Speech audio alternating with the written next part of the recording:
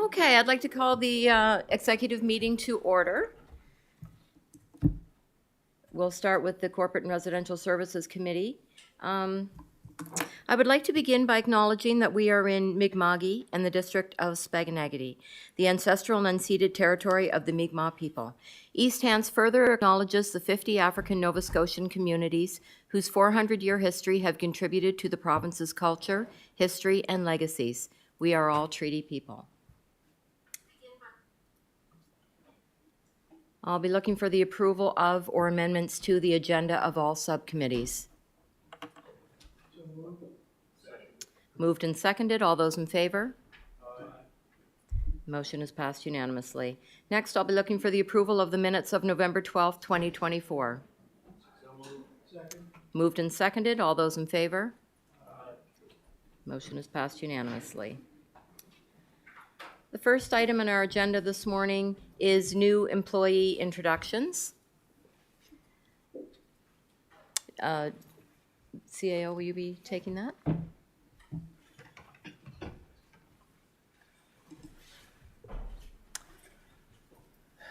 Madam Chairman, we have two employee introductions this morning. I don't see either of them in the room. However, this morning I'd like to let council know that we have hired a new business development officer. Galen McLeod has joined us after a long career of serving businesses in the East Hants area. Galen had worked in the private sector for the majority of his career in business and has just recently had a role with the CBDC in East Hants. So he's no stranger to supporting business in East Hants, and we're thrilled to have him on our team to help Angela and Graham continue to support the businesses from a municipal perspective, providing support for investment, retention, and business attraction. Second, we do have a new heavy equipment operator joining us from out of the Waste Management Center. Charlie Dingle has joined the team. This week. He's joining the team this week. He brings with him a wealth of experience in heavy equipment operations and working in the industry, and we're thrilled to have him as part of the team, kind of round out the team out of the Waste Management Center this week. So they'll be thrilled to have the extra support out there. That's it, Madam Chair. Okay, thank you. So welcome to the two new employees, and we hope that they have a long and prosperous career with the East Hants municipality. Next on our agenda is the transit plan update with Graham.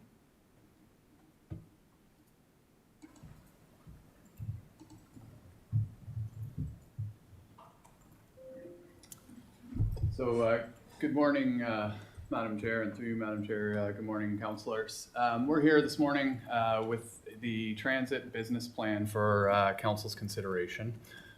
This plan is being brought to you today, building off a number of previous reports and plans that were presented to council that examined the feasibility, the need for transit in the community, and the viability of implementing transit here in East Hants.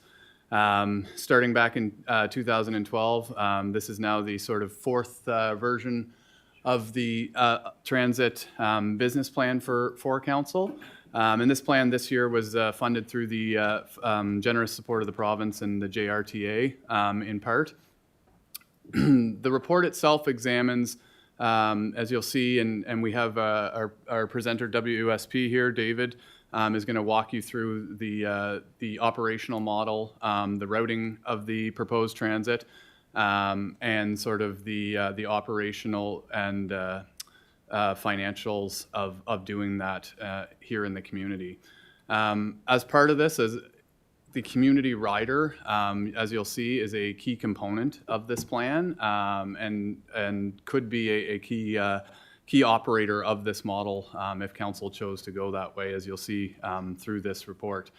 And we've been working directly with Community Rider on this report. And so for a next step after we've completed this presentation for council, we'll be taking it the Community Rider Board for their consideration and discussion as well. And this is still a draft report, and I think it's important to note that. So we welcome feedback from council on it, and we'll be looking for feedback from the Community Rider Board of Directors as well. There is a number of components to this plan, as David will walk you through, but I think it's important to note that for council that this plan really is the next step in transit within the community, and it really represents an opportunity for East Hants to continue to grow and provide a service that is much needed and could definitely support our residents as the community grows and changes. So David, I'll turn it over to you.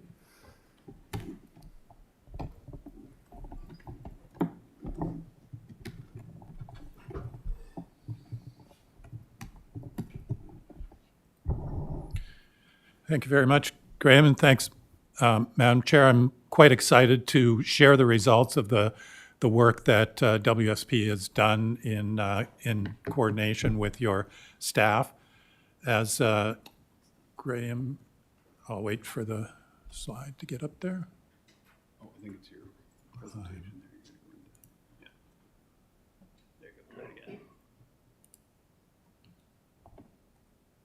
There we go. So Graham had mentioned some of the history of how we got here. It's really essentially an update to a fairly detailed business plan that we did in 2020.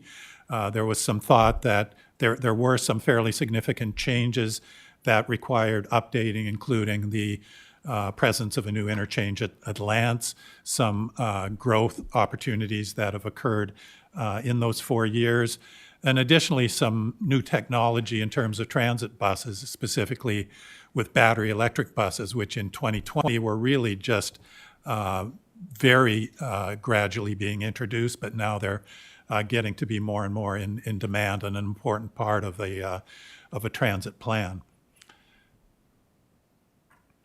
So in this study, we examined, or in the previous study, several different routing options were examined, but we're quite happy with the one that came out of the 2020 study. And we only made some moderate changes. So it starts at the airport, travels up through Enfield and the big stop, and then all the way into Elmsdale, past the Learning Center, the Aquatic Center, and into the Superstore and Sobeys Plaza, and finally to the Sportsplex. In the 2020 plan, we had done a small loop in the residential area off Logan Drive.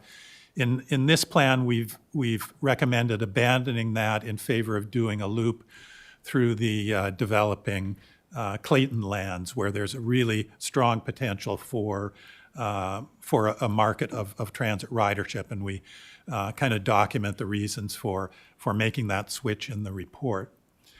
So important, I think, to emphasize some of the reasons for doing transit, and I think most councillors are fairly familiar with the key points here, but there are some important goals to be gained in terms of social equity and making new and stronger connections for people with mobility challenges and in lower income brackets. It helps to develop the economy in terms of creating better connections between workplaces and potential employees.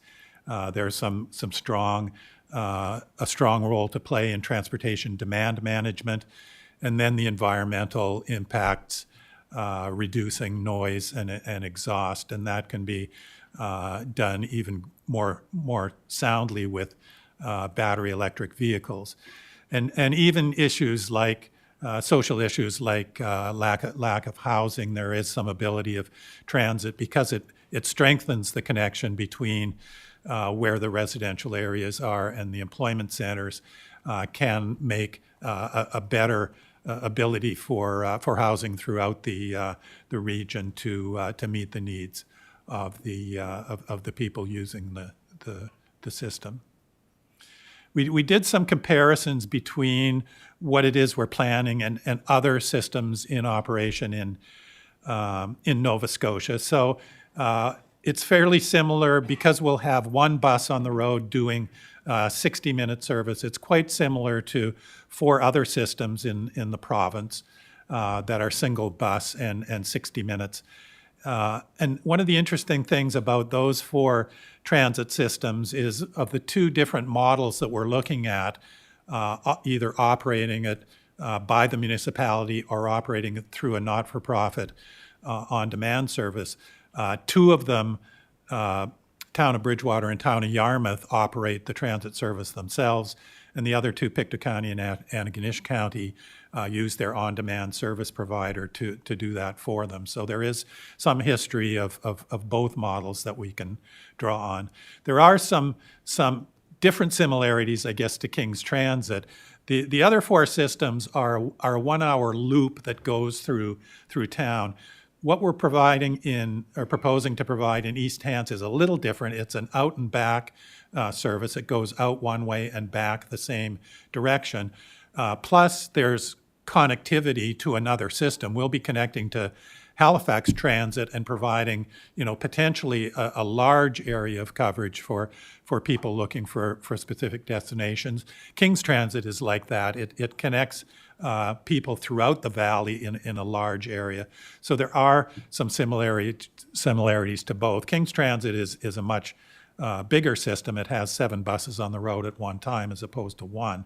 But just the nature of it and providing service in higher density areas like Kentville and Wolfville is quite analogous, we believe, to what we'll be providing in East Hants.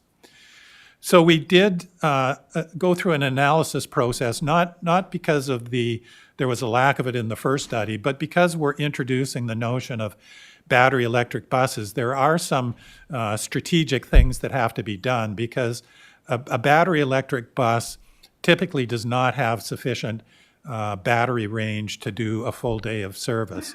So we had to do some analysis of how many buses it would take us, and we looked at both 35-foot transit-style buses, a true transit bus that you would see in HRM, as well as the 25-foot shuttle-type buses. And we looked at doing en route charging or not. And if you're not familiar with en route charging, there's a diagram in the upper right of the slides showing one of these en route chargers that larger cities are starting to implement now, where a bus for 4 or 5 minutes can, when it's at a stop or a timing point, can hook up to the overhead charger and get a bit of a boost to the battery and then continue on its way. And we also looked at either doing the 1-hour service all day, which was part of the original proposal, or considering increasing service frequency to 30 minutes in the morning and afternoon peaks. So the chart at the bottom shows some of the scenarios we looked at. We found that with one large battery electric bus with greater range, even one bus wasn't enough to do a full day of service with en route charging top-ups. We would have to go to 2 buses to do that, and that scenario worked. And once we go down to the smaller shuttle-type buses, they have even less range than the transit-style buses do, and we found even 2 of those buses, we couldn't do a full day of service. We needed 3 to make that work. And I'll show you in a minute how that looks. To continue on with the analysis process, once we'd kind of understood how many battery electric buses we would need to make the system work, we narrowed down our focus a little bit so we could fine-tune our business planning. We decided if we are going to do charging of electric buses, it would be done at the Sportsplex, which is the terminus of the route. We decided for a number of reasons, and I'll show you those reasons in a minute, that we would go with the 35-foot transit-style buses as opposed to the smaller shuttle-type buses, and that we wouldn't even consider doing the en route charging, in part because it wasn't effective for us, but probably more importantly because it's really prohibitively expensive. The charging infrastructure is almost $1 million per installation, and it's really only warranted in larger city systems where there are multiple buses coming to the charging point, and you can use it fairly frequently. When it's one bus arriving every hour, it really doesn't justify that $1 million investment. So once we'd settled on those points, we created 4 operating scenarios that we looked at in more depth, and I'll show you what those look like. Just to give you an idea of how the strategies work with battery electric, this is a chart that shows the level of the battery on the vertical axis and throughout the day on the horizontal. So if we start at the Sportsplex at 6:40 in the morning, we can travel to the airport, and you can see that the battery charge decreases by about 30 kilowatt hours. So when we get to the airport, we could potentially hook up to an en route charger and give the battery a bit of a top up in that 5 to 7 minutes that we're sitting at the airport. And then we can do another cycle, go to the Sportsplex, back to the airport, top up again, and we can continue doing that throughout the day. Every time we arrive at the airport, we hook up to the en route charger for about 5 minutes. And as we go through the day, you can see when we arrive back at the Sportsplex at 3:40 in the afternoon, we don't have enough battery left to continue doing the rest of the service day. So we would either have to put another bus into service or develop some other strategy. If we took the approach of not doing the en route charging and we simply did our cycles until the battery came to a low point, you can see that would happen at about 11:40 in the morning when we arrive at Sportsplex. So we could charge the battery up. That takes about 2.5 hours to do that. And in the meantime, we could put another battery electric bus into service. It would do 3 cycles to the airport and back. By that time, the first bus has its battery fully recharged, and we could put it back into service, and it could do the rest of the day. So this is a strategy that works with 2 battery electric buses. We could do the full route. Again, part of the worry here is now we're using 2 battery electric buses to do the work of what 1 diesel bus can do. So that raises some concerns. We can take 2 different approaches here in making better use of our buses. The one we recommended was, rather than using a brand new battery electric bus to do the 3 runs in the midday, we could use a diesel bus, either a new one or even a used bus, because it's only doing 3 cycles. Or even, because it is the off-peak, we aren't going to have the higher passenger loads. It could even be a van like the East Hants Community Rider uses. So there are some opportunities to do those midday runs a little more cheaply. Another strategy that we proposed is to do this. So again, we would start off by running the first battery electric bus until 10:40 when its charge is done.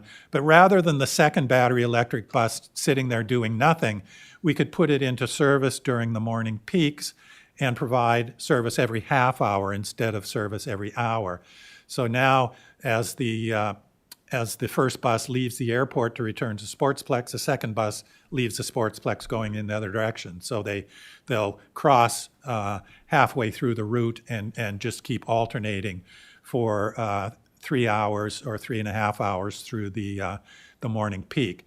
So when the morning peak is done, the second bus will return to will stay at Sportsplex, top up its battery, and then do the midday runs like it did in the previous strategy while our first bus gets its full charge. And then again in the afternoon peak, both buses would go into service and provide service every half hour. And then we finish up the evening with the second bus. So this is what we call the phase 2 level of service. And we call it phase 1 and phase 2, not because they have to follow one another. You could start with phase 2. It's just a higher level of service. And I use this chart to illustrate how we're connecting to Halifax Transit at the airport. So when we're running buses every hour, as we'd originally proposed, we connect with most of the buses that arrive at Halifax the Halifax Transit buses that arrive at the airport. But as you can see, Halifax Transit does what they do on a number of their routes, is they increase the frequency during the commuting peaks, the morning and the afternoon commuting peaks. So Halifax Transit will have a bus arrive at the airport every half hour instead of every hour. And we're missing those connections because our bus only runs every hour. But if we do the level phase 2 service, and we're providing service every half hour as well, we can connect with almost all of the Halifax Transit buses at the airport, other than the first bus early in the morning and a few later in the evening. I'd mentioned examining the trade-off between 35-foot transit-style buses and 25-foot shuttle-type buses. Originally, we'd recommended the shuttle-type buses for East Hants service. We now feel it's warranted to consider the full transit-style bus, and there are a number of reasons for doing it. One of them is that they have a longer service life. They're built to be more durable than the shuttle-style buses, and typically twice the life of a shuttle-type bus. They're larger, so of course they have more seating, which is important to make sure that you don't have to turn people away if they're looking to get on the bus and exceeding capacity there. The other important thing is that I mentioned they have a greater battery range, so we were able to do service more effectively with the transit bus than we were with the shuttle bus. They can be charged en route, even though we're not recommending that. One of the downsides that we'd identified was that the shuttle-style buses can be serviced locally. We found a couple of service centers that were willing and able to service a shuttle-style bus for you. Because the 35-foot bus, particularly the battery electric one with the heavy batteries, is a much heavier vehicle. It requires a much higher capacity lift than what local service providers do. We have identified potentially a couple of opportunities within Halifax for servicing, but it couldn't be done locally as we'd originally thought. Just one of the graphs in the report just to show the comparison between the operating cost for the 4 strategies. So, the key thing here is a really significant reduction in operating cost using battery electric as opposed to diesel. Probably in most cases, about half of the cost of the energy and maintenance. This is our 12-year life cycle cost analysis, just to show you again the comparison between battery electric and diesel. So of course there's going to be a higher cost to the phase 2 service than the phase 1 because we've got more buses out on the road and more service hours. But the important thing to notice here, if you compare battery electric to the diesel strategy, if you look just at phase 2, you can see that the initial capital cost, the cost of buying the buses, is almost double between the battery electric and the diesel. The buses are much more expensive to get than the diesel buses, but that pays for itself in the reduced operating costs over the 12 years. So you can see there's a fairly significant overall reduction in cost between the battery electric and diesel for the phase 2. If you compare the two for phase 1, actually the battery electric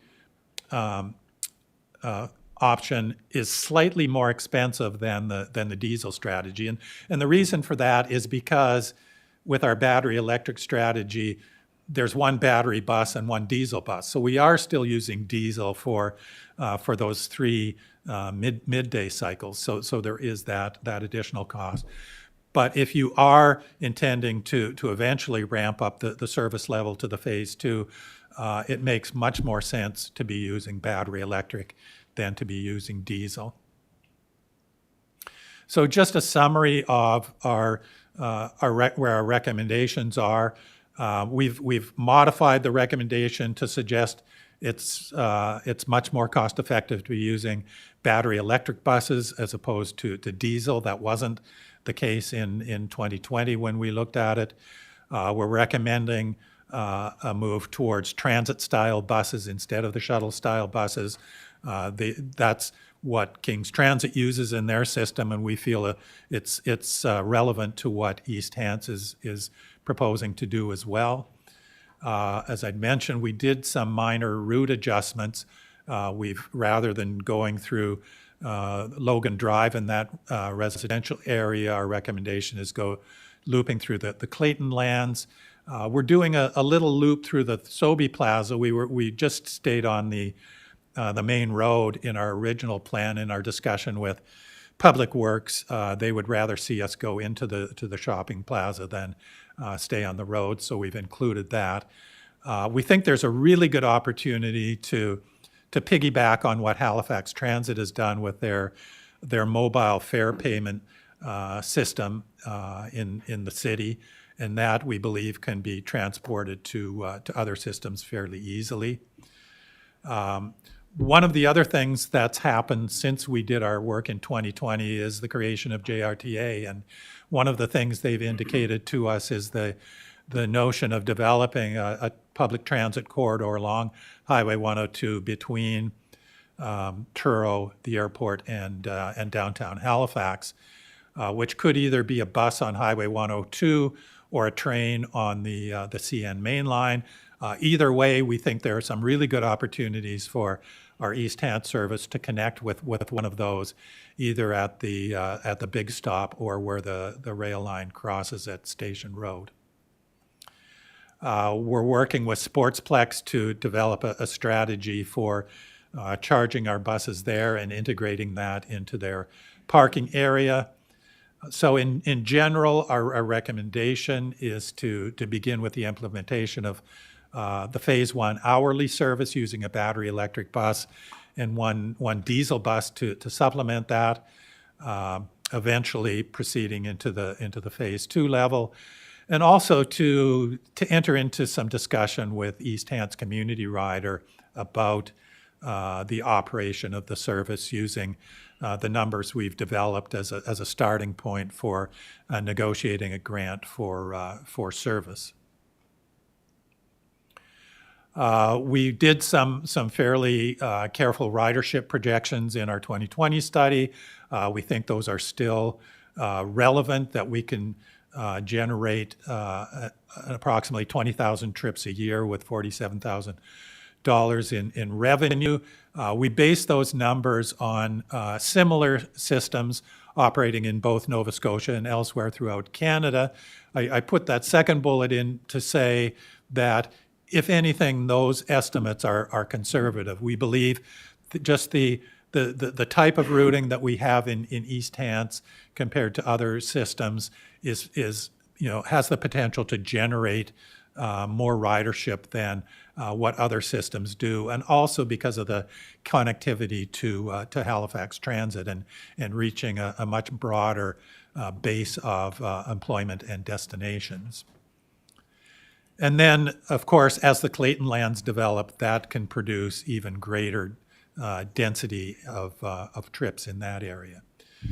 So just a summary of kind of the two approaches to operating the service, either through operating it by the municipality or an agreement with East Hants Community Rider. We think that the cost will be fairly similar regardless of who operates it. East Hants Community Rider, I think, has the advantage of having a fleet of buses and a roster of drivers that they can have some flexibility in switching buses between the two services and drivers between the two services. If a driver calls in sick, they have a spare pool of drivers for either system. We do have a sense that East Hants may have an advantage in the future with funding programs that are targeted specifically towards municipalities and municipal services. But either way, it's important to make sure that both services work together. And we see this in other counties in Nova Scotia where people will use both services. They'll use the on-demand service to get picked up, but once they get into town and the the fixed route system, they can go to all of the destinations that they're looking to within the corridor. So the next charts are just some of the costs that we've projected for the service. These are the first-year operating costs. I won't go through it line by line. You'll see this in the report. There are some startup capital costs, whether you want to implement the phase one level of service to begin with, or jump right into the half-hour service during the peaks. So these show the cost of the buses and the charging infrastructure, and then just some startup operating costs just to get you on the ground, to spec out the vehicle, to build the bus stops and do some branding and marketing. And, hopefully this is just a first step in your transit journey. It's important to understand that what we're proposing here, we think, is your highest opportunity for generating ridership and good value in transit service.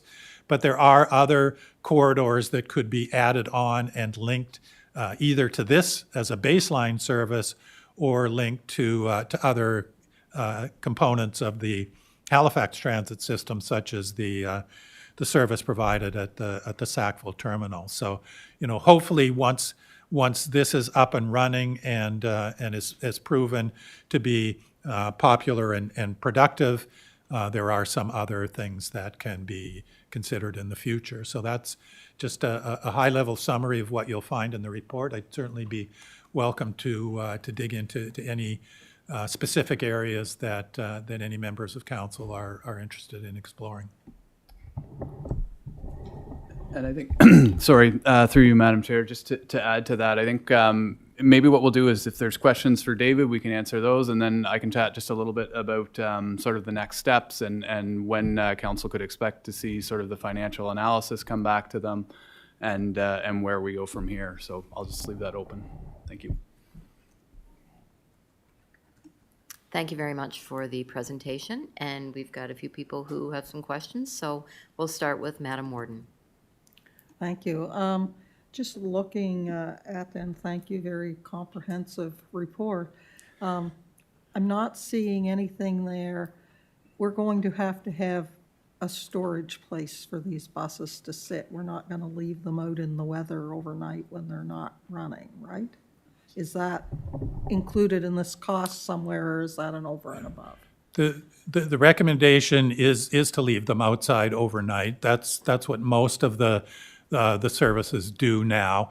It is helpful to have indoor storage. You can prolong the life of a vehicle by doing that. The intention is they're stored overnight on the grounds of the East Hants Sportsplex. There is room, I think, there to provide some, to create some indoor storage if that's the wish of doing the service. But right now we're working with them on doing charging during the day, charging the buses overnight, but still storing them outside. But there is potential to move to indoor storage if that's. I guess my mind immediately goes to scraping freezing rain off them, and 8 to 10 inches of snow if they've sat in there, and then freezing rain on top of that, and that would be a very difficult job for anyone to do. And I guess they must do it in HRM. HRM store about half of their buses inside and half of them outside. King's Transit store all of their buses outside. The drivers arrive for their shift, 45 minutes to 30 minutes ahead of when the shift starts, so they can clean the buses and do any scraping or whatever is needed. But that's done currently. Thank you.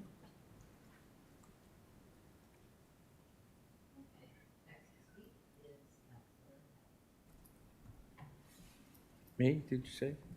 Thank you, Madam Chair. I know there's a lot of questions. Just a couple. The cost of installation for the power stations, is that included anywhere here, or is that separate? We have included a cost. We are continuing to refine that. We do have a specialist in that field who was his workload was backed up a little bit. So he's still in the process of doing that examination just to ensure that the grid in the area of the Sportsplex is capable of delivering the charge that we need and all of the infrastructure that we need to do that. We'll issue that as a separate report just to see if our preliminary numbers are online or not. But that's still a little bit of work that's outstanding. And my second Yes. question is, did you ever look into a hybrid? Hybrid buses are not being produced the same as they were in the past. There were, hybrid was the way to go at one time. Halifax Transit purchased several hybrid transit buses. They were proven not to have the cost effectiveness that was originally projected, I guess, for transit buses. So they're not being produced by the manufacturers to the same degree anymore. They've really thrown all of their weight into fully battery electric buses. So that's where the market is now for purchasing buses. And just a couple comments. I think once you put in a transit place, there's always going to be a breakdown or something like that. We'd almost have to have another bus to have a backup plan or something set up there. I mean, that's just something you Yeah. check in the future. Yeah, I'll just leave it at that. Thank you. Actually, Madam Chair, I will mention that in our budgeting, we have included the cost of a spare vehicle. It's essential, you're right, to always have one vehicle available to bring into service when needed. Okay, thank you, Councillor Hebb. Next to speak is Councillor Mitchell. Thank you, Madam Chair. My first question is downtime for servicing. Is that after hours, after the 8 p.m. or? For scheduled servicing, and that would be part of the negotiation with the maintenance facility, I guess, is, if you can get them to do after-hour servicing, that would be great. That's not always possible to do. If you had your own maintenance staff, you could set your own hours. But when you're, at the doing a negotiation with a third-party service provider, it's what they would provide you. Typically, that's not capable of being done. You would have to schedule the service to be done during operating hours, but you do have a spare vehicle that you can put into service during that time. The last part was, I was following it on my computer, and I think there was a slide missing, a number around the page 20, because from then on, from 20, your 21, your 22 is 21 on my screen, so I'm just curious about that slide. You showed it, but I couldn't find it on mine. Oh, we missed one in the presentation? Yes, back around 20? Right. So I have one here that you don't have in your package. Yes. We can update that for This one? No. No, the next one. The ridership. Next one.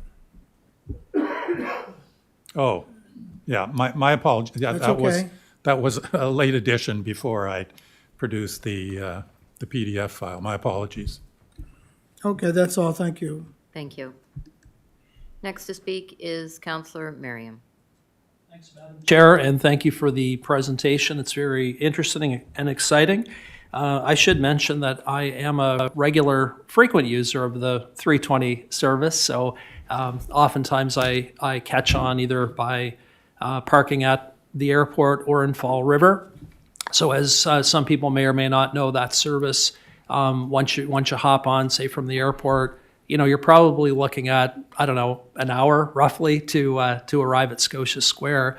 And, so not to make this about me, but it just gets me thinking that, my question is, when you, where are we and where have we been on getting feedback from the public in terms of, various public consultation? It could be questionnaires, it could be a focus group. It could be, hearings, public meetings. Just wanted to get a little more background on that, please. Through you, Madam Chair. Yes, so as part of the next steps, when we brought this to council as part of the business plan in the previous year, we indicated that we would be, or council would have the opportunity for staff to go out and do public consultation on this. It was felt that we needed to present it first in draft to council and have those discussions with the community rider, and then sort of give council the opportunity to sort of direct staff to go out and do that public engagement. We did do in some of the previous studies, there was some engagement with the public around sort of would they operate it and around employers as well, in terms of would that benefit their staff.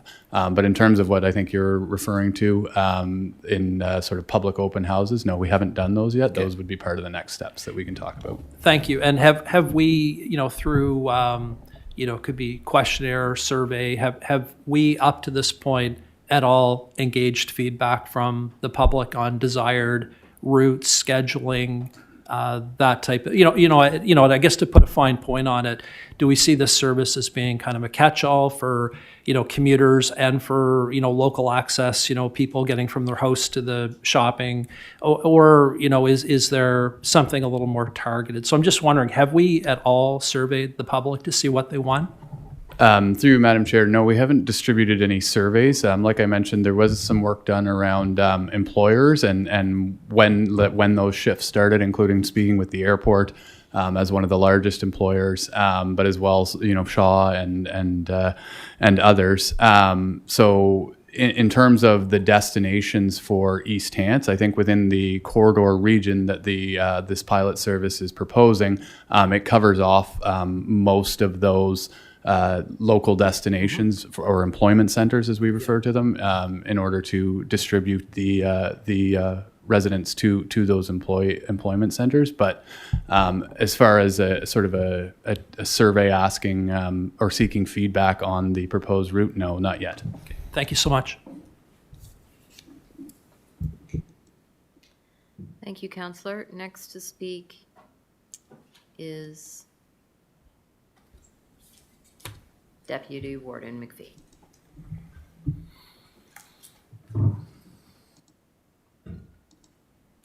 Thank you, Madam Chair. Yes, very much in support of us getting transit here eventually and hoping to get people into HRM. Was there any consideration given to ridership coming from other parts of the municipality and then parking at the Sportsplex or in another area so that they can get to the airport, join the HRM transit service? Yes, that's always a consideration, and that can certainly be part of a marketing program. From my experience, it's not going to be a significant part of your ridership. Most people, I think, once they get into their car, just keep going in their car. But there is some possible success for that. Another opportunity is with the on-demand service from East Hants Community Rider that other counties have found is that people, they will use that to get picked up from their door, but instead of driven all the way to their destination, they just get dropped off at the nearest fixed route bus stop in coordination with the timing, and they can use both of those systems to go to where they want. So there's that element. There's the potential park and ride element. That's certainly something you would want to market in the future as an opportunity for people. Okay, there you tied it in with East Hants Community Rider, which was going to be my next question. And do you have a timeline, any thought on when the service would expand up towards the north part of the corridor or other parts of the municipality? Again, I would say that depends a lot on how the first route does. I think it can be quite successful and probably surprise people about how much ridership it gets. And once that happens, I think you'll get a lot of support for expanding it. It is something that does require, quite a bit of residential density to be successful. It's hard to extend a fixed route into really low-density residential areas and be successful, but I think in your case, an expansion towards the north can be successful and you know, go through areas of similar density that King's Transit is currently serving, and to, you know, daisy chain those two routes together to start to develop a fairly successful transit corridor. And would there be any possibility that for servicing the buses that could join up with HRM service in their facilities now to service an electric bus? Yeah, that's one of the opportunities we're exploring. We've also had some discussion with Coach Atlantic, who run the coach type buses that do tours and stuff like that. There's some interest there. King's Transit has its own garage that it does, and it has some electric buses that it's in the process of ordering. So they'll have that capability. That's a bit of a further drive, but also a willing opportunity. So I think out of those three, there's certainly some potential, and we're going to continue exploring those to see which ones have the best likelihood. Okay, thank you. That's everything. Thank you. I'm just going to let Adam jump into the queue here. Thank you, Madam Chair. I just wanted to go back to build on what Graham was saying for Councillor Miriam's question around community engagement, because I do think it is an important piece of the conversation. And so for those councillors that weren't around the table in our last council, the next step was to update, as Graham mentioned, the 2020 business plan. So that was the focus of this. But as part of that council workshop we had with the previous council, we talked about coming back, updating the plan, coming back to you with a financial analysis, which is part of the New Year discussion, and also going to the Community Rider Board of Directors for input on this. And council at that time also did express the community engagement piece. So it needs to be part of the future conversation, with the caveat or the caution that it's important that council has a transit conversation, looks at the financial analysis, and kind of looks at how we potentially can move this forward, because we don't want to set the community up in a way that it's perceived that council is moving forward with a level of service, and we get all of that engagement, and then the council chooses not to. So we wanted to methodically work through this process, and you can see council's been working on this for numerous years. And then in 2020, council paused because of the COVID-19 and the uncertainty. So now with the increased growth we're seeing, this is why it's back on the table. So I just thought it was important to echo around the community engagement piece, and that there is a good purpose for that as this process continues in the conversation with council. Thank you. Thank you, Adam. Okay, next to speak is Councillor Rhino.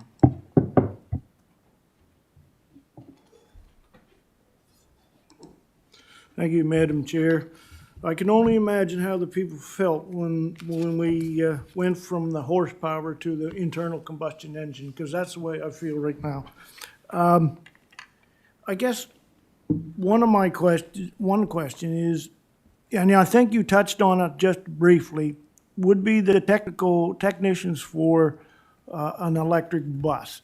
And I think you mentioned King's Transit has some technicians down there. Who else? Because if an electric bus goes out of service, if we're going to have to try to, bring service technicians in if it's completely down, has any thought been given into that? Yes, Madam Chair, that certainly was an important consideration. And as I say, that is starting to develop in Nova Scotia now. Halifax Transit have a number of battery electric buses that they currently service. King's Transit have some on order, and their technicians will be trained to service those. And Coach Atlantic as well is moving into electrification of their fleet, and will have facilities that may be available to us. So nothing determined yet as to their willingness, but there certainly are some opportunities there to use one of those facilities to get maintenance. Well, I guess that's great if you need maintenance. But what happens if you break down on the road? I mean, is there any talk on mobile technicians that that may go out. Has there been any thought in that? Because if you can't drive that bus to a maintenance facility, somebody's gonna have to come out to service. Has there been any discussions around that issue? Madam Chair, typically what happens in transit services is that the spare bus gets put into operation to replace it, and the broken vehicle gets towed to a maintenance facility. Halifax Transit does do some on-site maintenance, but they'll more frequently than not simply tow the bus to their facility and put a spare bus into operation. All right. I think you know, in my feelings on your, 20,000 trips and your projected ridership and your $47,000 in projected revenue, I think really, I can't imagine a transit service ever creating revenue. I really can't. And I'll be interested in the public consultation phase if it goes that far, because I can, personally, if this is not part of the report, but how is this going to be paid for? I mean, yet to be determined. I can see this possibly going on the general rate with nobody in the district I represent, or very few, that will take part in this. So I still have very strong reservations against the transit in East Hants. Thank you. Madam Chair, if I could make it clear, the $47,000 is not net revenue, it's gross revenue that only offsets a portion of the operating costs, less than 20%, I think, of the operating costs. Okay.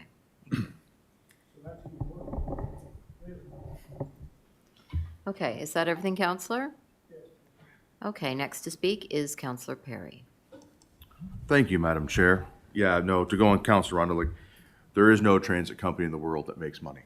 It's a service, just like a fire service, police service, and everything else. It's a service that the community and the people get. My question comes with, there's been lots in the news.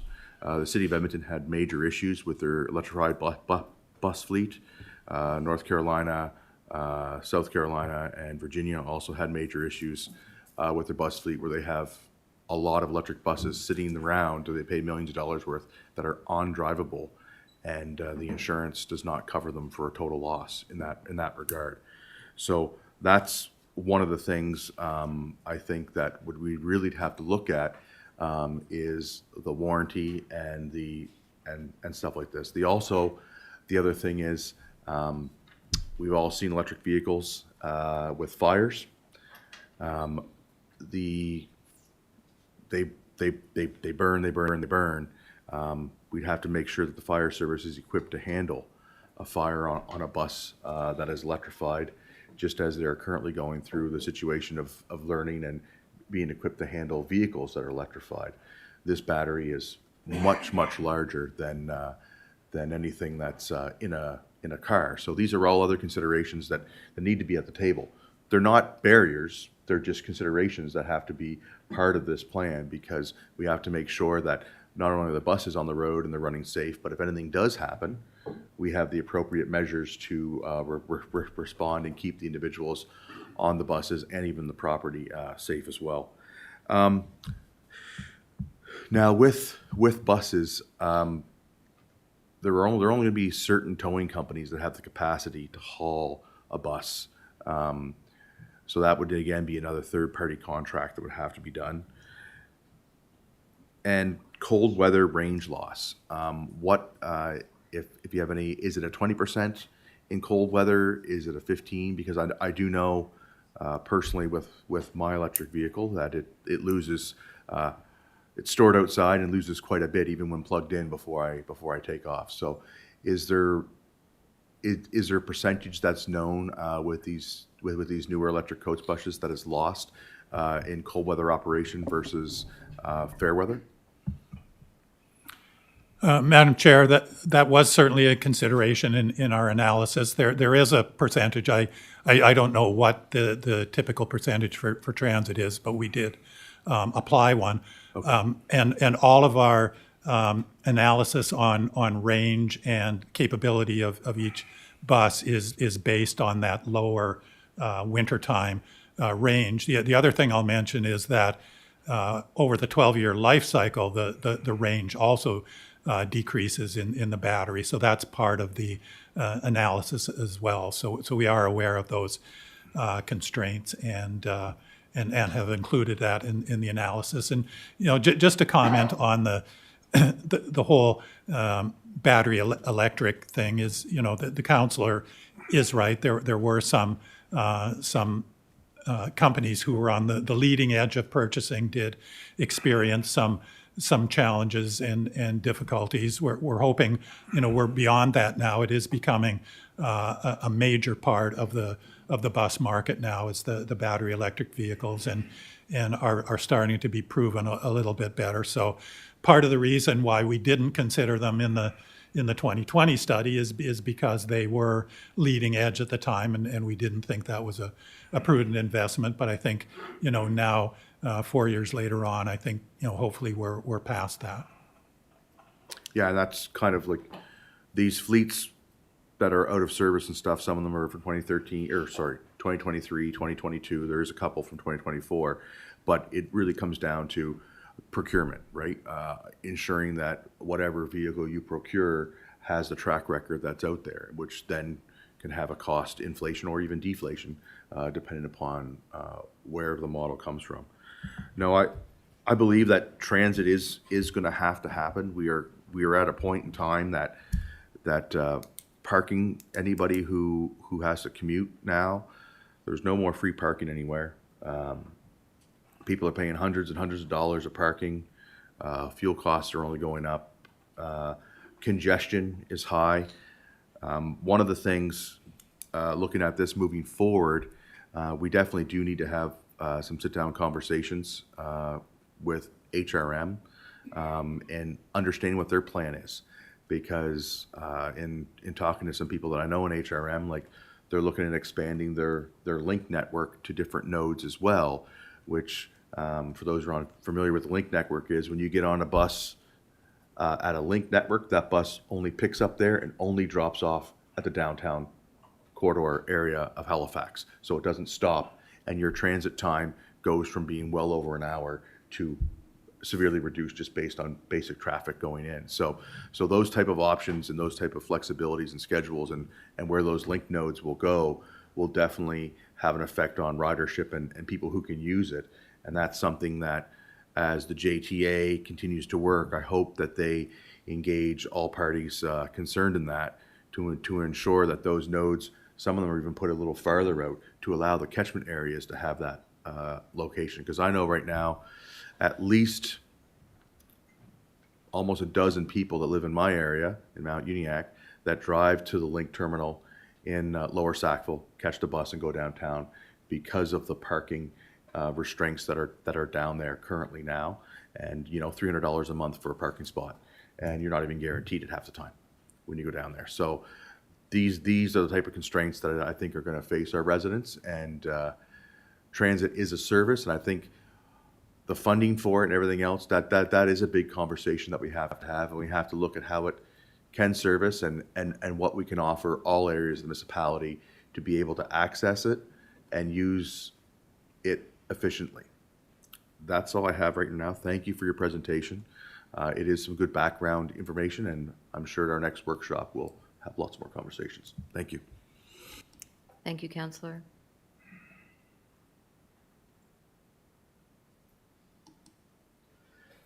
Next to speak is Councillor Dixon.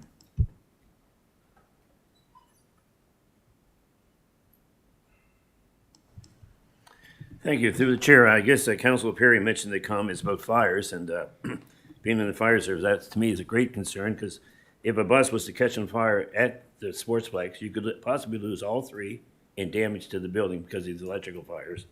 But I think more information on that would be in the future. Qualified drivers would be another concern. I know Community Rider has quite a few drivers, but I don't think any of them are qualified for bus carrying vehicles.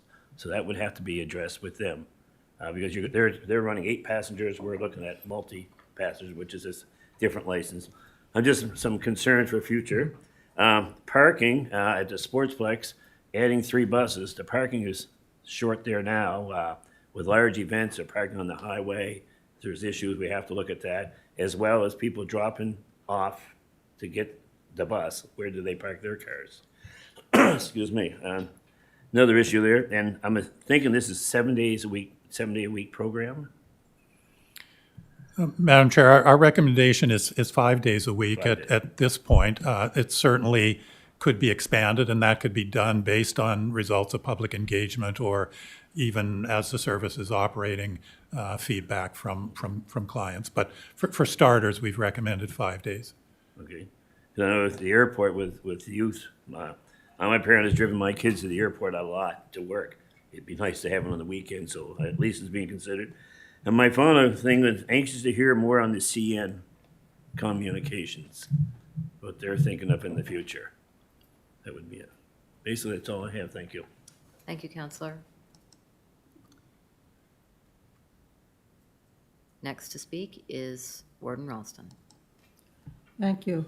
Lots of good conversation and lots still to come.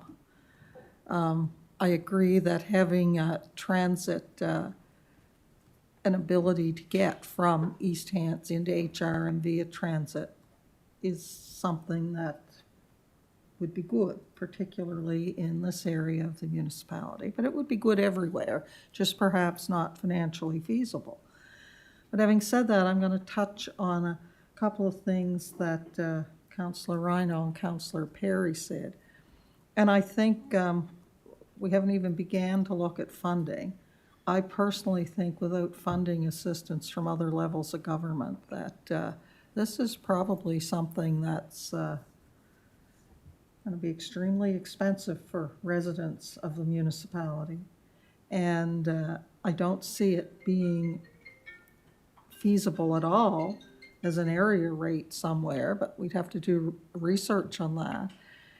And I have a little bit of a problem with it being on the general rate because it will not serve probably the majority of residents in the municipality. I mean, where the route is proposed to go.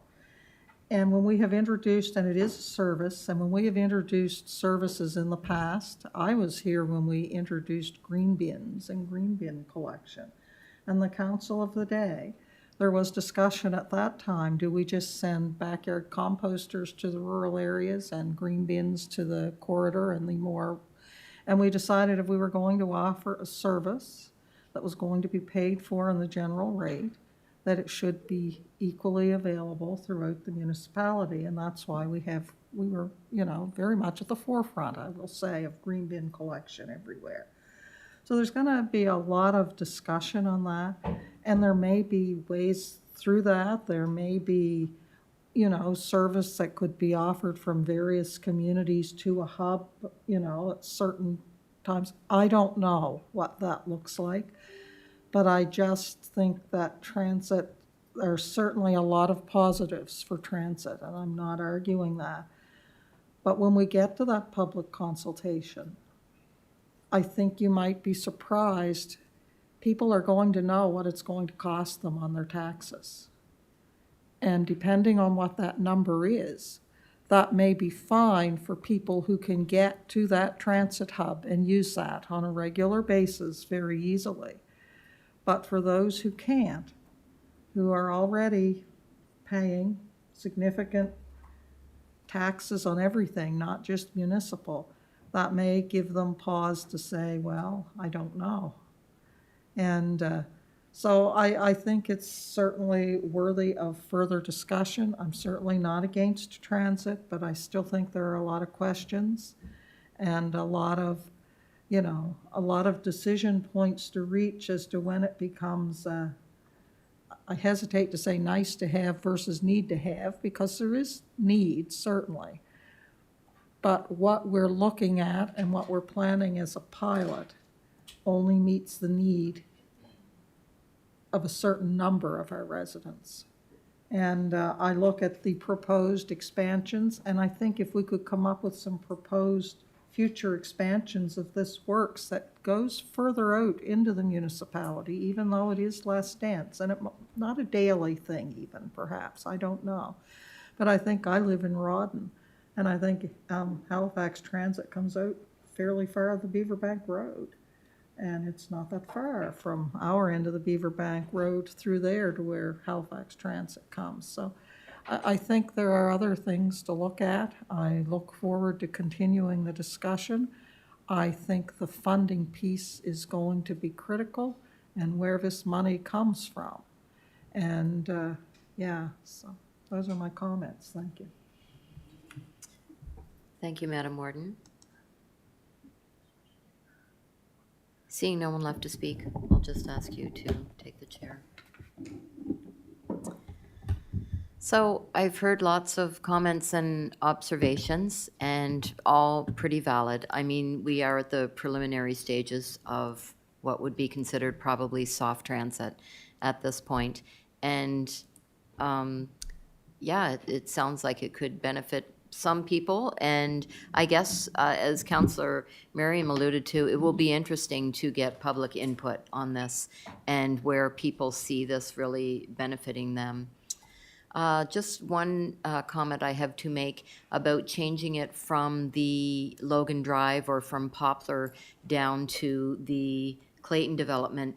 We have to remember the economic, what areas might economically be more likely to use the transit. I feel like Poplar or Logan Drive would be a more appropriate place to be going through, rather than, unless you wanted to do both, but rather than just doing the new Clayton development, you might find that there would be more users if you were in the older area of the subdivision. But those are details that would come as we discuss it a little further. As far as Councillor Merriam also mentioned about parking, one of my family members parked at the airport and went downtown simply because no place to park and too costly. So I mean, those are great options that we might be able to connect people that way.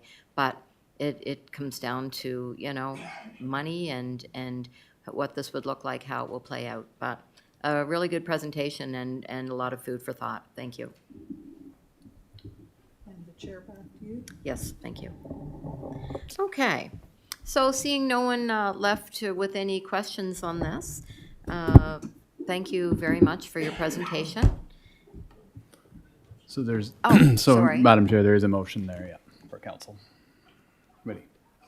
Sure.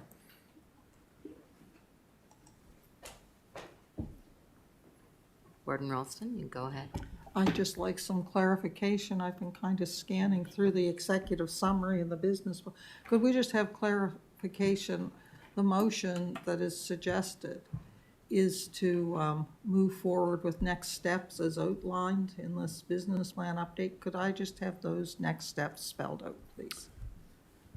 Through you, Madam Chair. So the motion actually is to move forward with the next steps outlined in this staff report, which would be to engage with the Community Rider Board and bring back the financial analysis for council and committee early in 2025.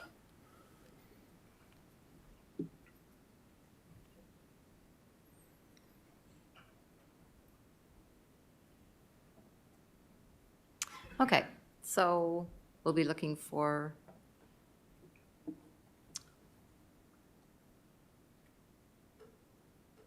Councillor Perry, go ahead. I'll move the recommended motion. Moved by Councillor Perry, seconded by Councillor Tingley. Any questions? Question's been called. We'll go to the vote.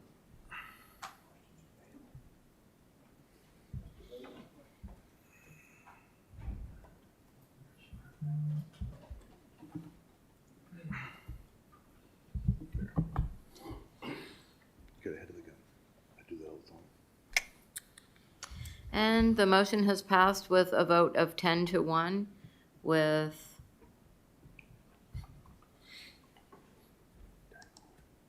Councillor Rhino voting no.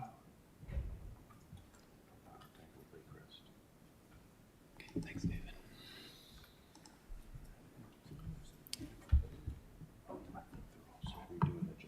Councillor Perry, do you wish to speak? Oh, no. Okay, thank you. Okay.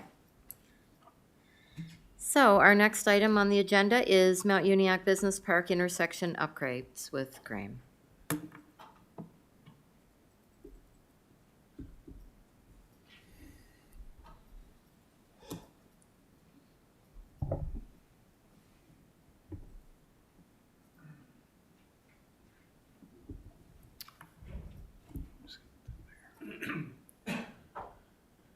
Thank you, Madam Chair. So the report in front of you for round two here is on the Uniacke Business Park, and specifically deals with some of the intersections within the business park. So back in March of 2024, staff and councillors met with business park tenants around some issues in the park in regards to crime. But one of the things that was raised by the businesses at the time was safety concerns around the intersections of the business park and the Highway 1. So through the last number of months, roads and street staff have been examining those intersections, and they procured WSP to complete a truck turning analysis of the intersections at James Boyle Drive and Richard John Drive. And those intersections, as a result of the truck turning analysis, were found to be deficient in that trucks were unable to make those turns without crossing the center line. In addition, a few months ago, Atlas Structural Systems, a new tenant in the business park, also raised concerns around the intersections at Alicia Scott Drive, Andrew Mitchell Drive, and Lady Mary Way, which are shown here, in regards to, again, large trucks being able to navigate those turns. Roads and Streets will be going forward with another analysis of those, and we'll bring back any future information on that to council.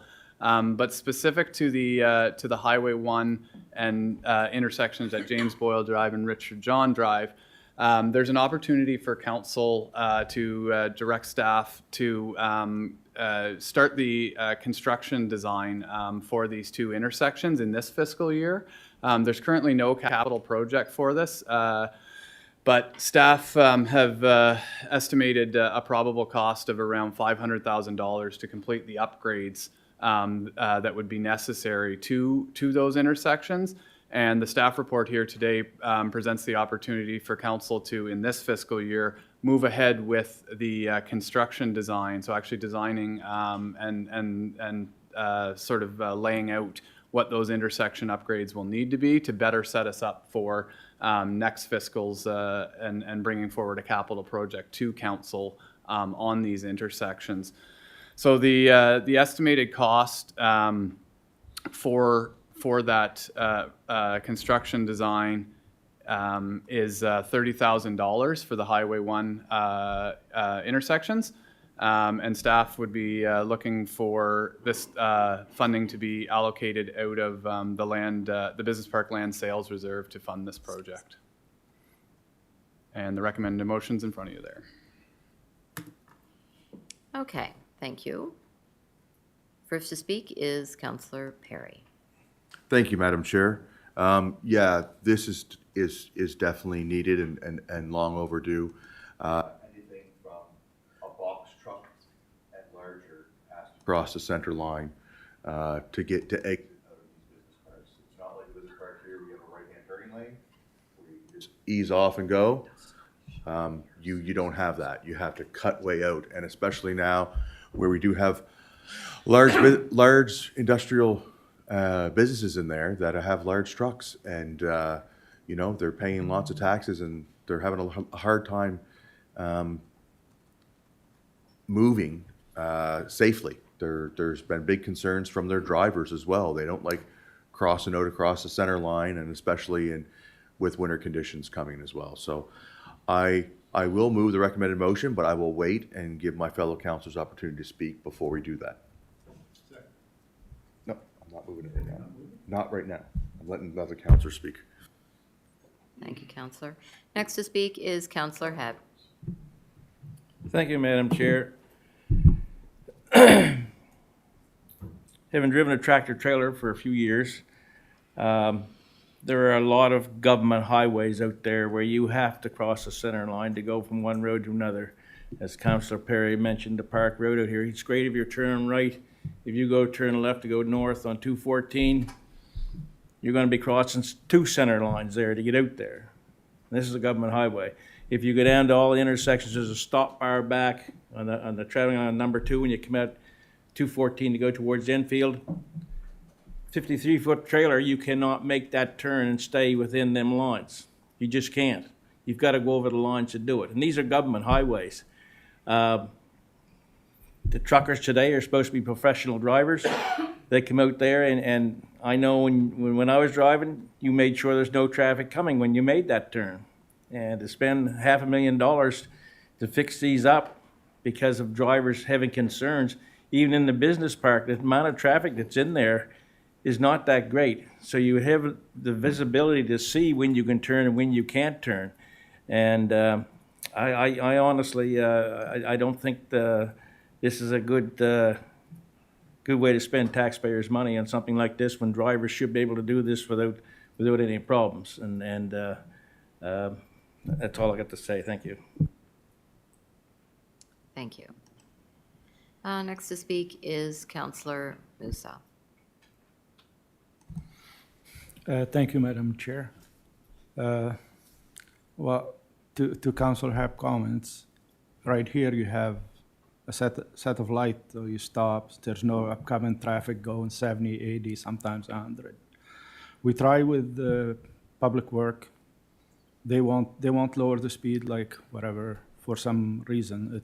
It's 70 and most people go 100, and I live it every day, and I could speak about it, like anywhere, even on turning from Highway 14 toward anywhere, there's satellite, like people stopping on both sides, so you don't have somebody going against you. And if we could lower the speed, I could live with that, no problem. Like, but even with that, like the intersection itself, like how much money you spend on it every time, like from did you see the pothole over there? Like you could you show what's going on with the road over there? Like something have to be done about it. Like that more than a feet deep. Like if somebody go off the road, and it's our responsibility there, or it's a government, it's a province, wherever that hole is. Through you, Madam Chair, yes, there is significant off-tracking that's happening as a result of the intersection not meeting the needs of the larger trucks. In terms of liability for this, I think it would come down to insurance claims and legal proceedings. But my understanding from the Roads and Streets Division is that because the access is onto our municipal road, it's our responsibility at this point. Yeah. So,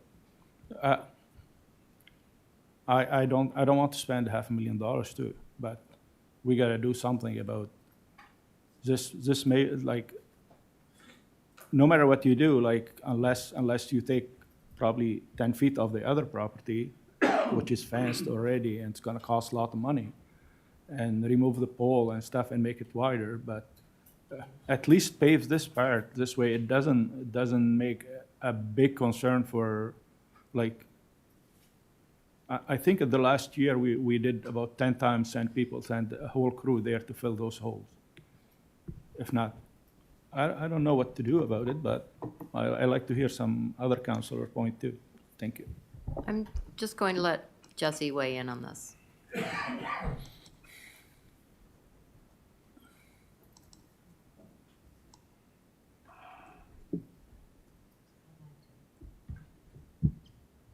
Through Madam Chair, just looking to speak to a couple of the comments raised.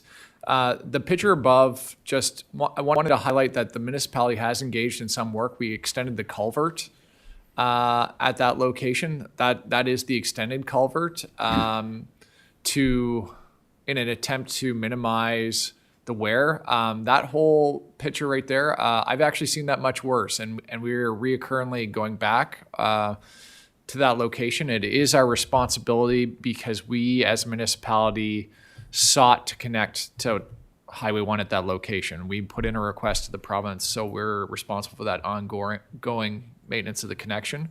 So it is on us to go back and continue to rectify that situation, which will mitigate. As a team, we did try to dig into the history of the connection. it looks like the connection is undersized for what the current use is. The decision was likely, I would speculate that this decision was likely based on the size of road, based on a different forecast of what types of businesses would have gone into that business park. And then what we ultimately attracted was much different, and they're there. And it's a busy road. Something that's not in the report is the fatality account along Highway 1. It's been notable over the last 5 years. It's pretty sad stuff. Just along that stretch, we had another accident on Highway 1 last week. Not all at this location, but it's an accumulation of challenges along that stretch of road. From a public safety stance, I think we'd be good stewards to move forward with a redesign and expansion in the area, because it's not just one issue along the one, but we have a part to play being a major driver of traffic with the business park from a technical perspective. So I just wanted to provide that comment.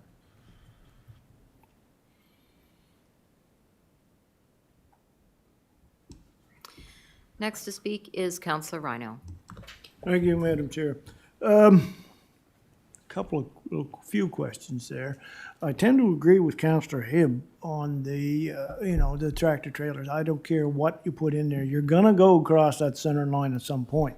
And I guess the idea for me is how to limit that. The amount they cross that center line. Because if they cross it big wholeheartedly, that shuts off that other lane of traffic. It doesn't give anybody an avenue for escape that could possibly come the other way. But having said that, I've heard Jesse say,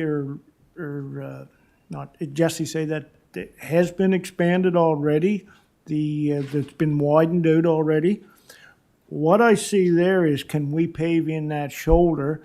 I see tracking, if you go back to that other one, I see tracking very close to that pole. And have we asked for that pole to be moved? Have we considered paving in that shoulder? Another one is, can we expand that even further to widen that out, or will that be part of that report or whatever? Right there, Jesse talked about, actions on the number one, and I'm not disputing there's accidents on the one, but how many at this location were caused by tractor trailers going out? I think it's unfair to point out fatalities on the number one if it's not related to this issue. So those are just a couple of things. But having said that, we created a business park to attract business, to have those businesses centrally located in one spot. I would assume when we did this that it didn't take they took into account the length of vehicles of the day. The vehicles have been lengthened out over the years, so this probably has become an inadequate entrance and exit.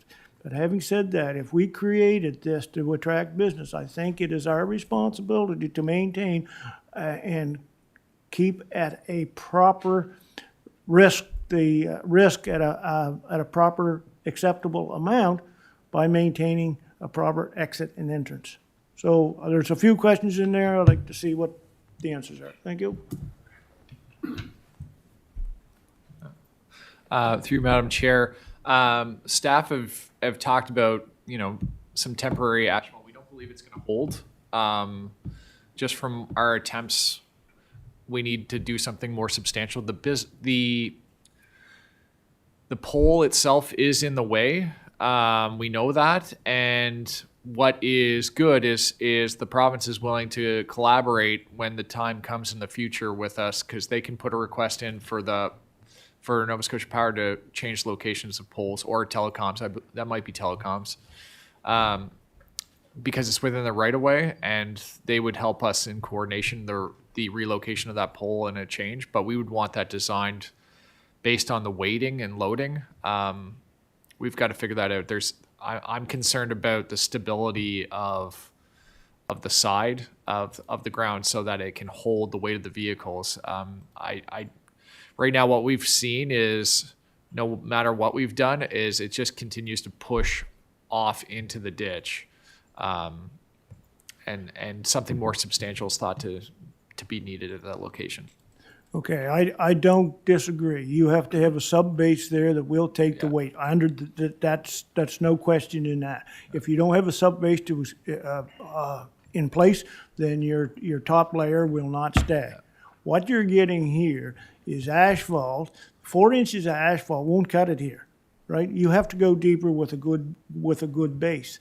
What happens with the turning radius of a truck? You're dragging tires sideways. You're not rolling them forward. You're dragging tires sideways, so that would cut in. So 4 inches of asphalt wouldn't do it. You'd have to have a substantial subbase and a substantial amount of asphalt at the top. But it could be done, and I think that we still have a responsibility to maintain a proper exit and entrance at these business park locations.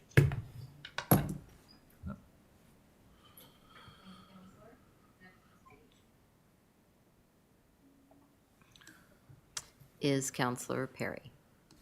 Thank you, Madam Chair. Yes, hearing the discussion from my fellow councillors, and, you know, the price tag is large, but as Councillor Rhino pointed out, we created this business park, and my personal opinion is the entrance and exit that were put in were substandard from the start, because it's not even a 53-foot long trailer that has a hard time going out of there. A standard drilling rig, which these drilling rigs haven't changed in 30 years, and Brewster's well drilling's in there, and when they turn out, they're having to cross. And if you go back to the picture of that pole, Graham, that pole has actually been replaced because a car did go off the road there coming this way. When the car was trying to turn, there was a little bit, and it took out that pole completely. It was snapped right in half by a truck.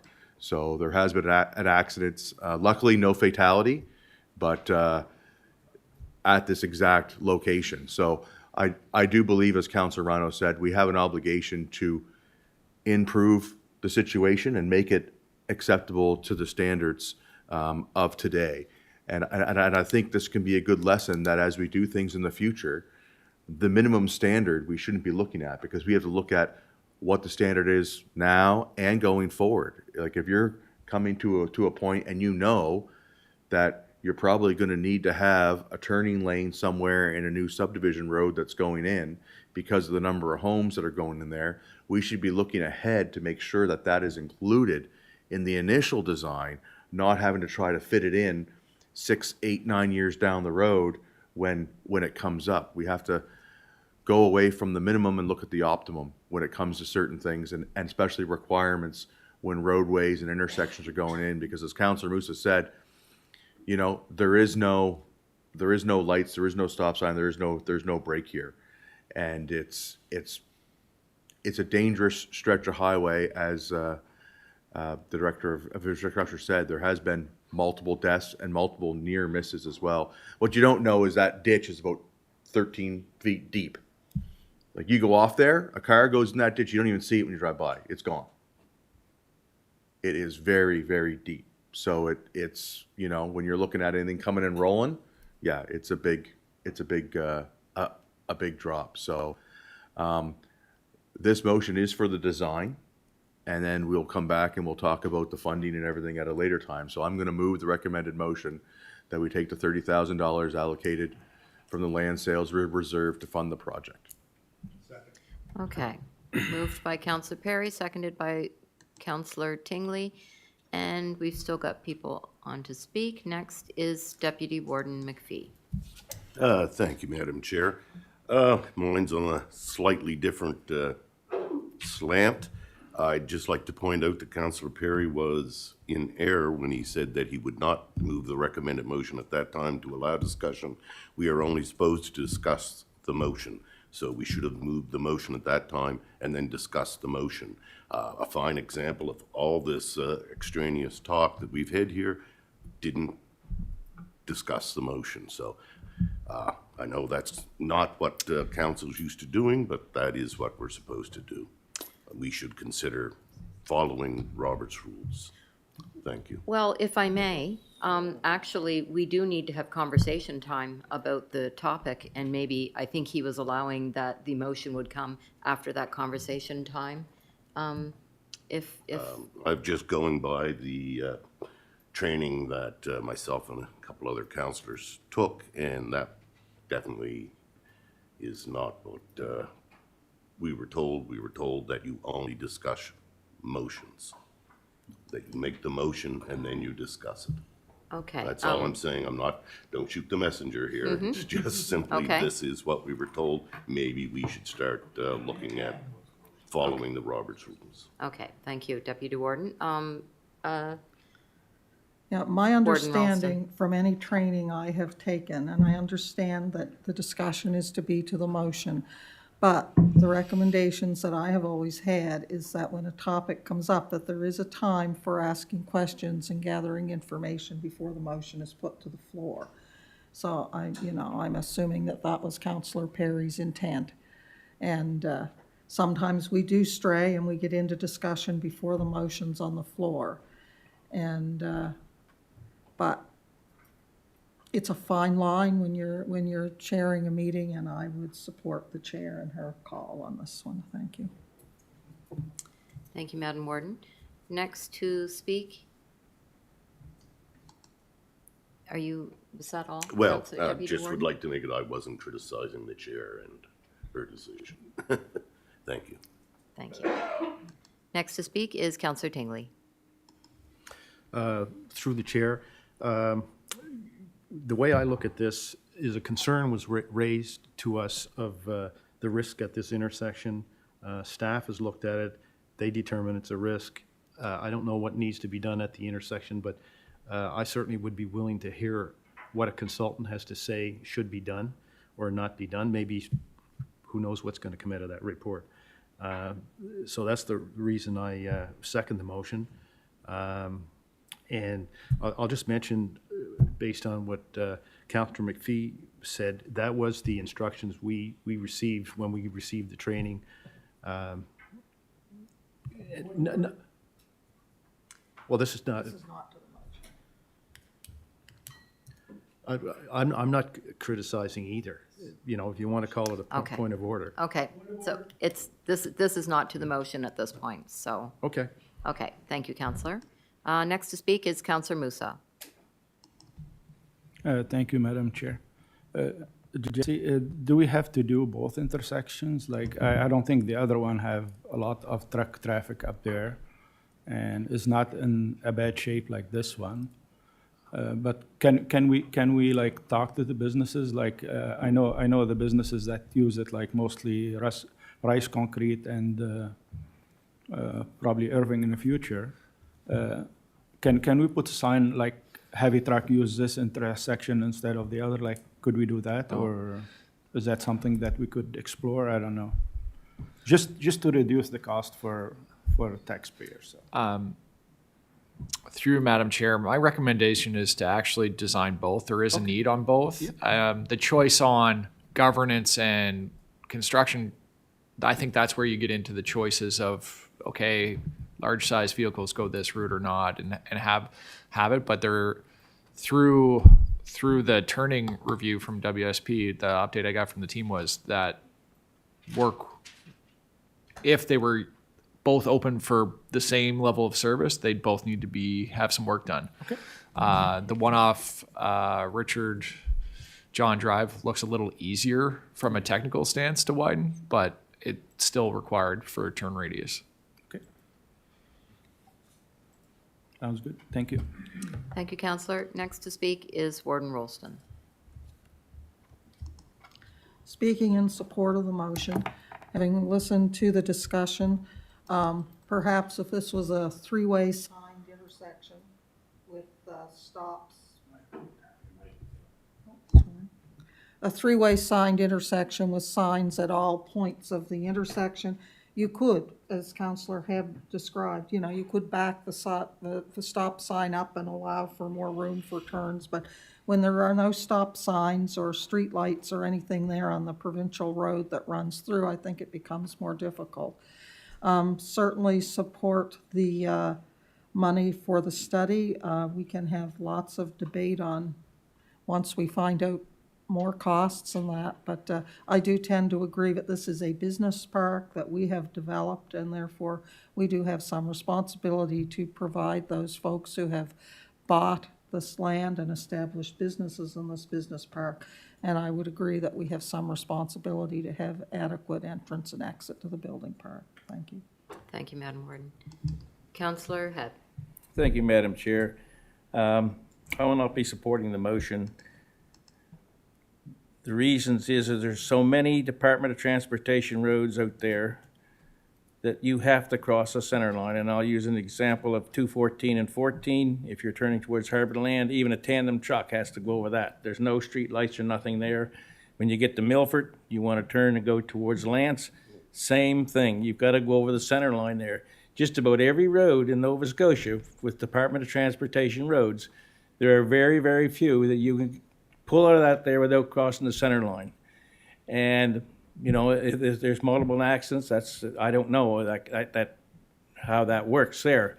But it just seems to me for us to spend $500,000, you know, to upgrade our two roads, when there are so many roads out there that the province own, apparently that can't be a problem there because they've never widened any of their intersections out. So for those reasons, I won't be supporting the motion. Thank you.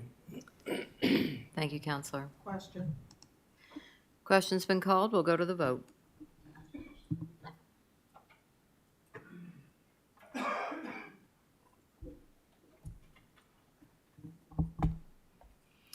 And the vote has passed with a vote of 9-2, with Councillor McPhee, Deputy Warden McPhee, and Councillor Hebb voting nay.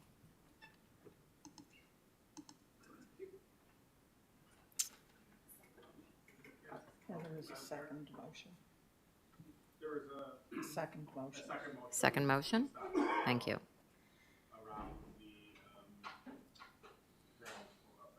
Okay. Councillor Rhino? I'd like to interject in between motions if I could. Or in between agenda items, okay? If I could, not if there's another motion, not, we'll direct that. Okay, thank you.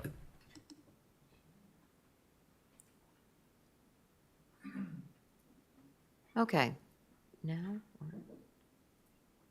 Madam Warden? I would move that the Corporate and Residential Services Committee recommend to council that an analysis of Alicia Scott Drive, Andrew Mitchell Drive, and Lady Mary Way intersections be completed in the current 2024-25 fiscal year, and that any capital improvements be brought back to council for discussion. Okay, moved and seconded. Any discussion on the motion? Question's been called. We'll go to the vote.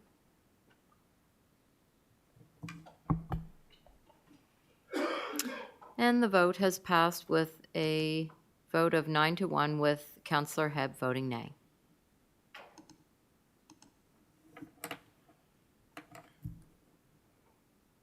Councillor Rhino? Okay, so we're in between agenda items, and I know this isn't on the agenda, but Councillor McPhee did bring up an item of how Robert's Rules of Order are used or supposed to be used or whatever. Myself, Councillor Mitchell, Deputy Warden McPhee all attended. I thought it was a very valuable day that we put in, and there's a lot of I kind of took new things that I wasn't aware of with Robert's Rules of Order, and it's kind of unfortunate that only three of us had this, and because, you know, such things as calling a question on a motion. A question on a motion is supposed to be debated because it's supposed to end debate. It's the question on in the debate. There are several things that in that training course that I think are very valuable, and it's kind of hard for just three people to administer those rules without all being aware of the presentation.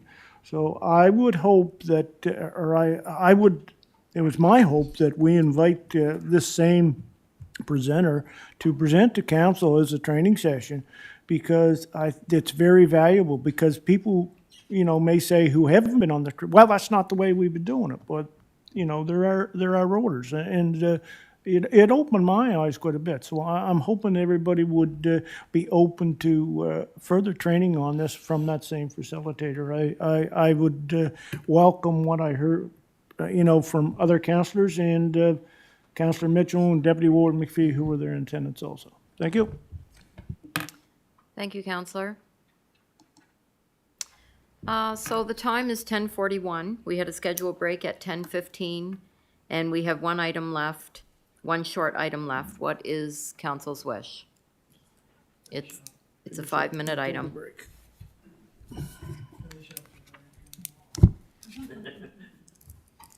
Okay, I guess we're going to go ahead, Graham. We'll finish up the last item. And it is Elmsdale Business Park Phase 7.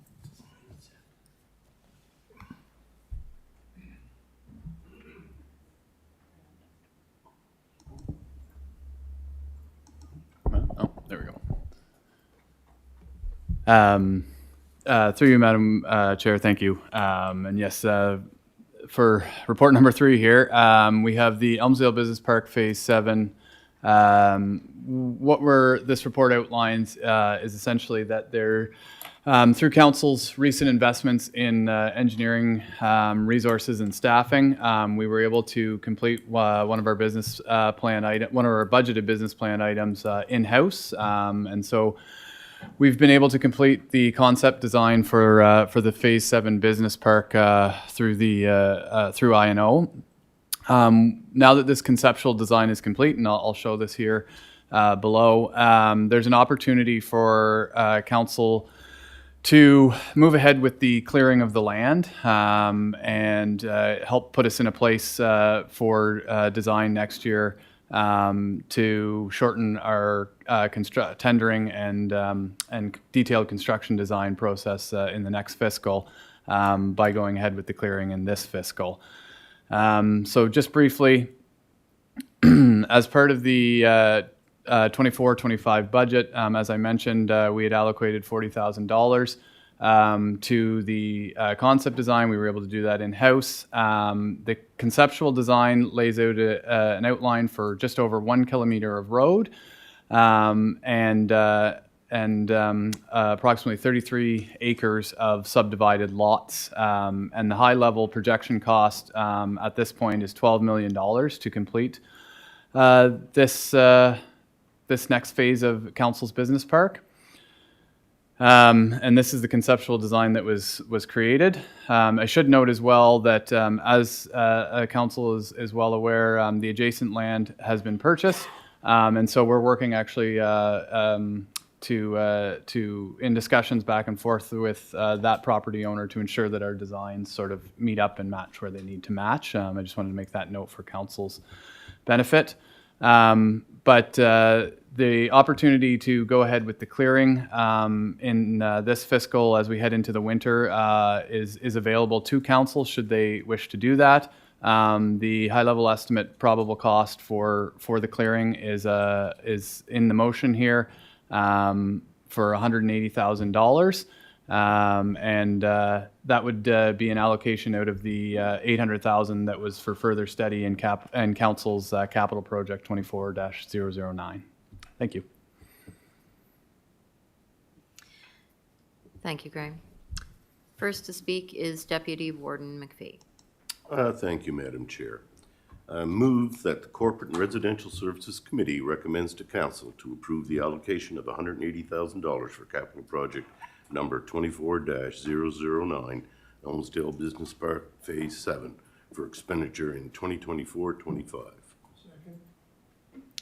Moved and seconded. Any discussion? Question.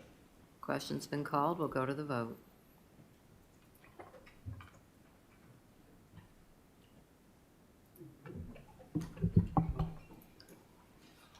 And the motion has passed. Oh, somebody hasn't voted. The motion has passed unanimously. Thank you. Thank you, Graham. Seeing that there's no other items, we will go on a break until 10:55.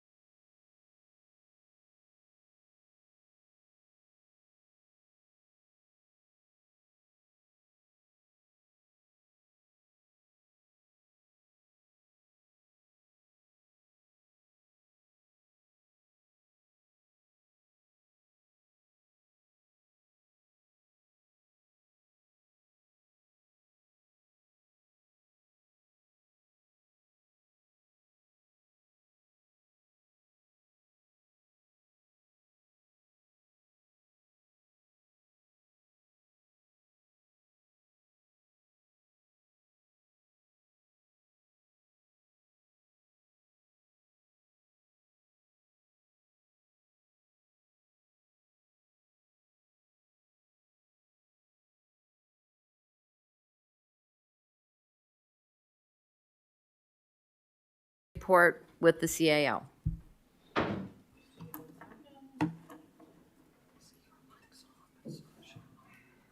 I think it really is.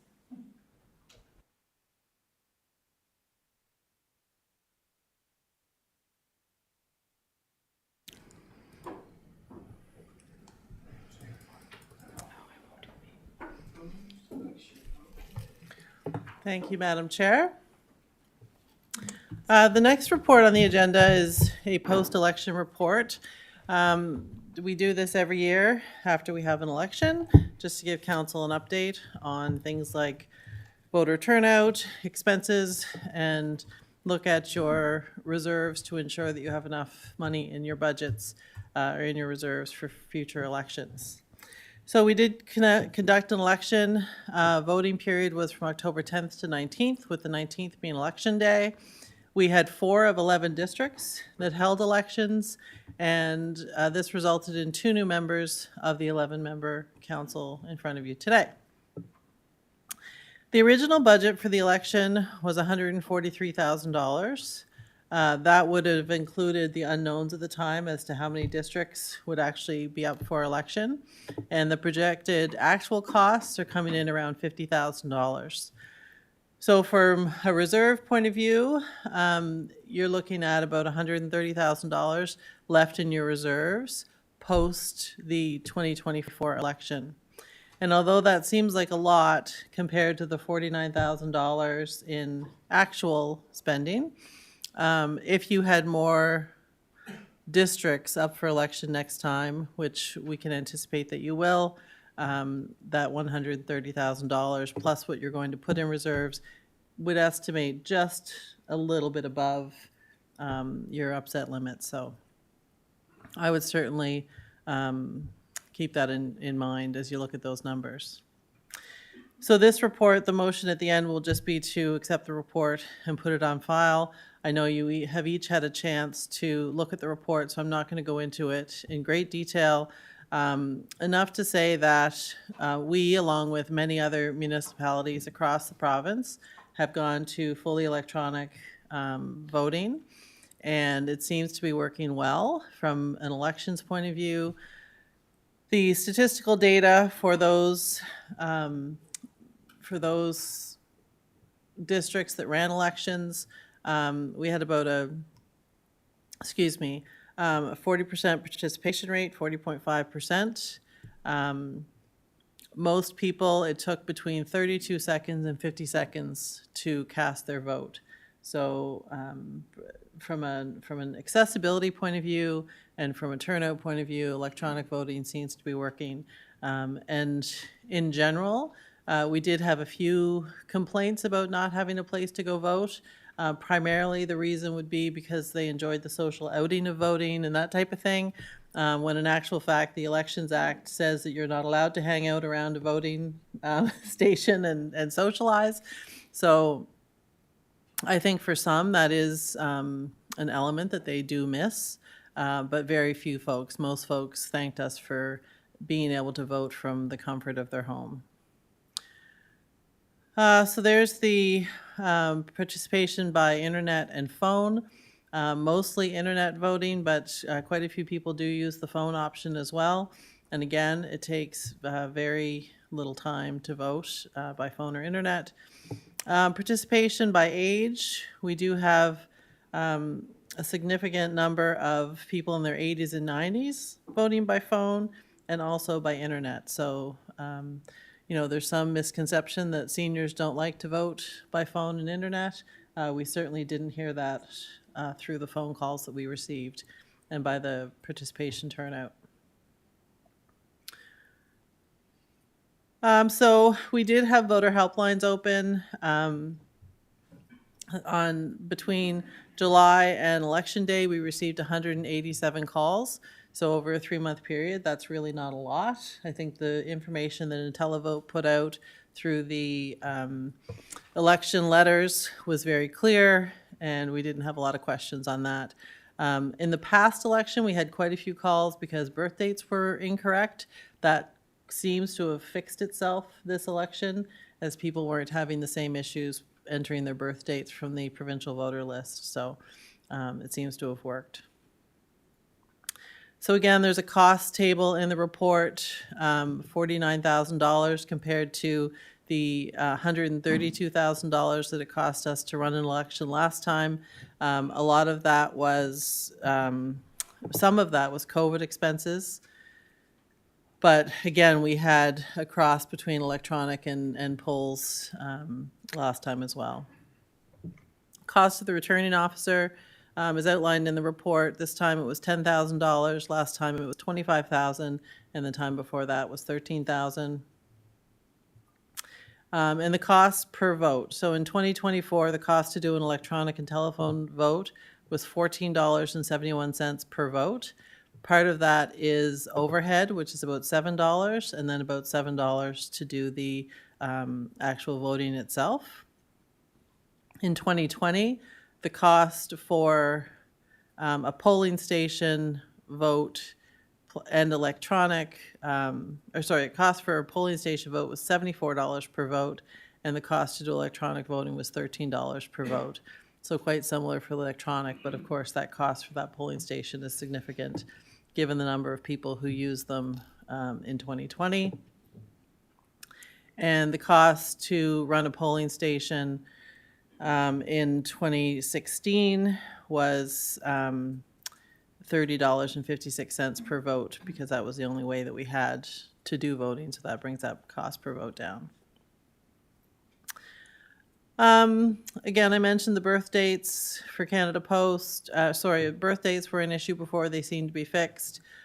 We had, some municipalities across the province had issues with letters being returned by Canada Post. We had very few. We did identify a postal issue at first, but it appeared that IntelliVote and the printer fixed that through their automatic scrubbing of addresses that's done.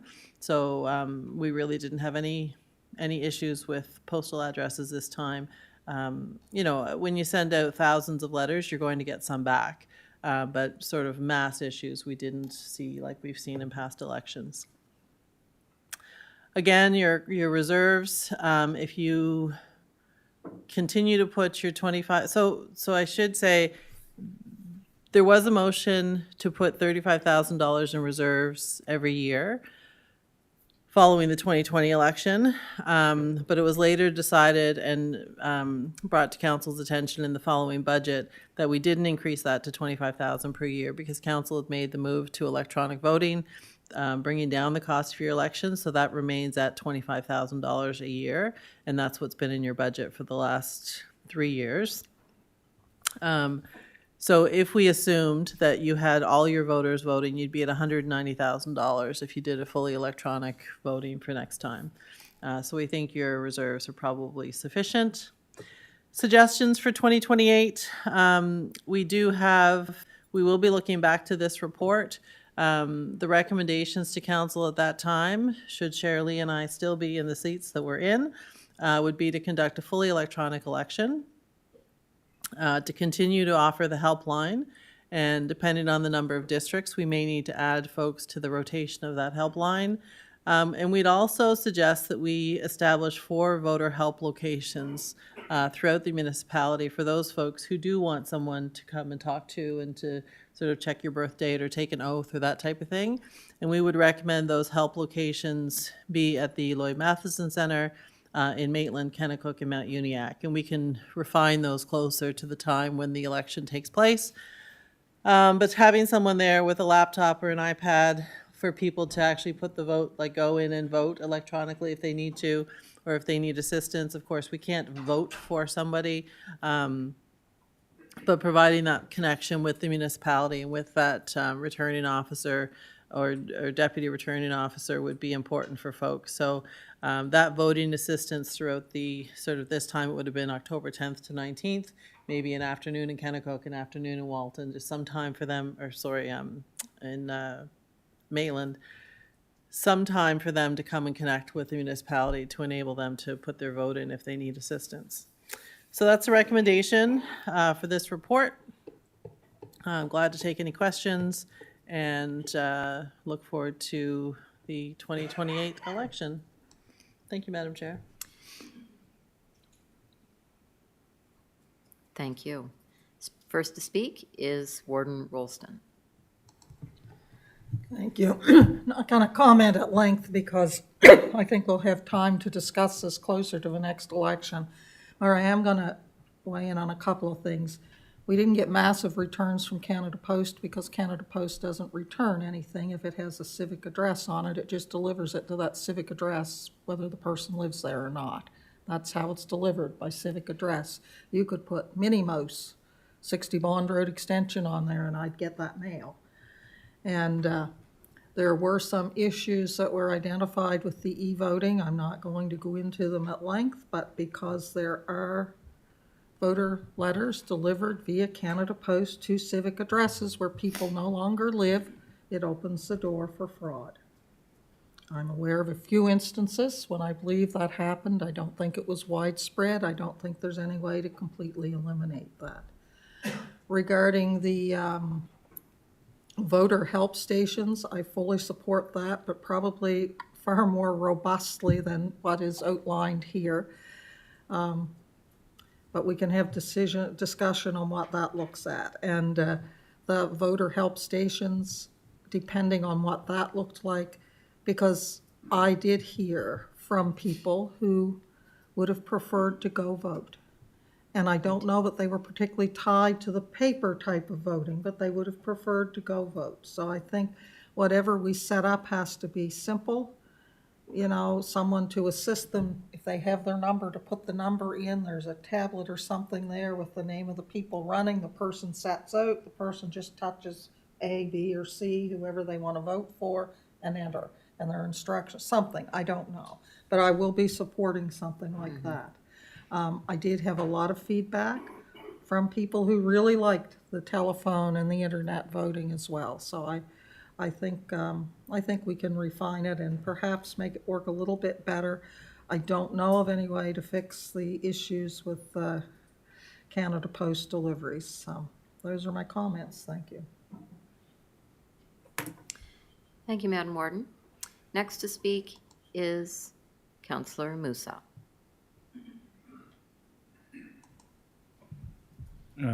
Thank you. I have a question about the final 2020 and 2024. So it's 50,000 for 4 districts and 132 for 9 districts. It was nine districts that have election in 2020. Do you remember, Charlie? 9. Yeah, it was just me and Councillor Hab, I think, they got claimed. So,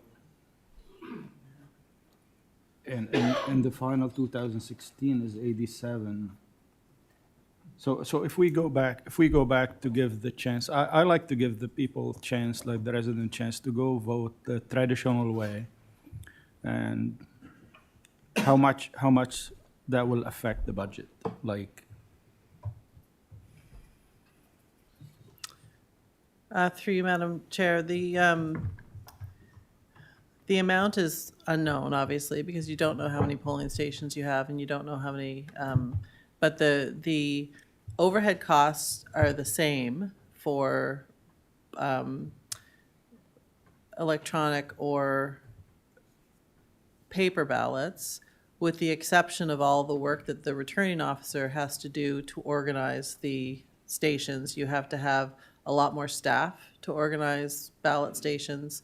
There's a lot more work. So, you know, immediately you're looking at an overhead cost probably of an increase of $15,000 to $20,000 just in the number of hours it takes to organize polling stations and make sure that they're doing all they need to do. You're looking at probably another $20,000 of overhead for the stationery required, like ballot boxes and whatnot, again, depending on how many stations you have. That cost per vote is really what it comes down to. So the I think it was $30 in 2016 is probably, it's about double the cost per vote to do it paper versus purely electronic. Some of the costs in 2020 were related to extra staff being put on for COVID-19 requirements. I think that was about $30,000 of that. So it is significantly more to run. One of the issues that the folks who did both this year ran into is they just simply don't have the people. You can't find the people to staff the ballot stations, and the training of the people and making sure it's such a regulated and legislated process that you have to make sure that they're trained well and whatnot. So you can train all the people you like, but if they don't show up on the day, then you have those logistical issues to deal with that you just don't have with electronic voting. So it's not impossible to go back to paper-based voting. I would say, based on what I've heard, it's not really something people are looking for. The folks that we heard from maybe begrudgingly would like to go vote, but they understand and they have no problem voting by phone or by internet. Yeah, I'm not saying to get rid of it altogether, but give them both option, because most elderly people, for me, I like to vote in a vote station because I'm doing something. Like, I'm not going on just on a computer, like calling somebody. It's a right that I like to have, and when I voted for the province, I didn't use automatic or anything. I went to the voting station and casted my vote like everybody else like to do. Probably you won't hear from the elderly people because sometimes they don't like to complain because they think they're not going to make any difference. But I think the voter help, through you, Madam Chair, I think the voter help stations will give people the sense of voting, but you can still use the electronic system to capture all the votes. So you take out that human error and human interaction of polling boxes and ballots and recounts and whatnot. It's all captured in the system, but they still get a chance to go somewhere and vote. They're just voting on our iPad instead of theirs at home. So Yeah, I think and- you'll get that. And I have one more question outside of this, but I don't know if they'll allow it. Have you ever looked at other municipality for the council itself? Because we have 7 acclaimed, like what's the reason? Or are we in line with other municipality for the lack of interest in representing the people, or you didn't look at that? I haven't. Through you, Madam Chair, I can say anecdotally, I think we're probably similar to others. Some people will say, well, what's the reason for so many people being acclaimed? And there's 2 possible ones. One is either people are just disinterested and not worried about it, or people think you're doing a good job. So one of those 2 things, and I don't get the sense from the sort of feedback that we get that people are angry with council. There are some communities where it's very obvious why there's elections in every district.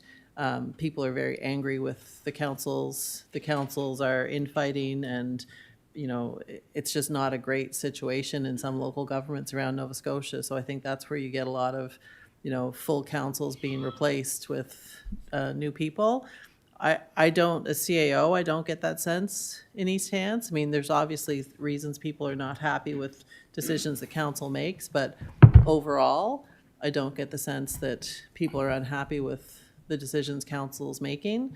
You're always willing to accept the public's input at public hearings, and you're a good council. So I think that's probably why you saw so little folks running, but that would just be anecdotally how I feel in the community.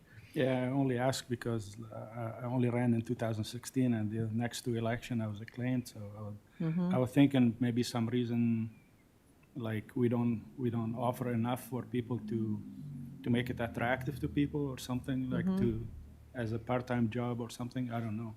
Is that just something to look at? I don't know. Yeah. Thank you. Thank you, Councillor. Next to speak is Councillor Rhino. Thank you, Madam Chair. And just before I start, Kim's philosophy, well, you must have been doing a good job, or there was disinterest. Well, by saying you must have been doing a good job, does that mean that everybody had an election was doing a bad job? So No. well, let's play it. I'm just putting this playing field I out was there, speaking right? as council as a whole. Right, council well, as a that's whole. how not it in- sounded was anybody that was running an election was doing a bad job, so anyway.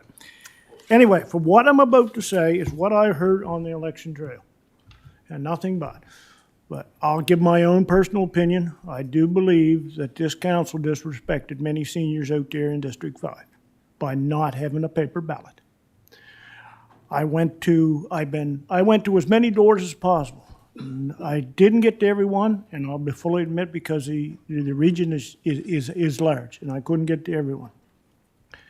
But for many people, many seniors, they felt disrespected, and I even had one senior in a certain area almost in tears because she said, "I have uncles, fathers, whatever, that fought in a war to have the right to mark your X on a ballot." And what can you say? You can't argue with that, right?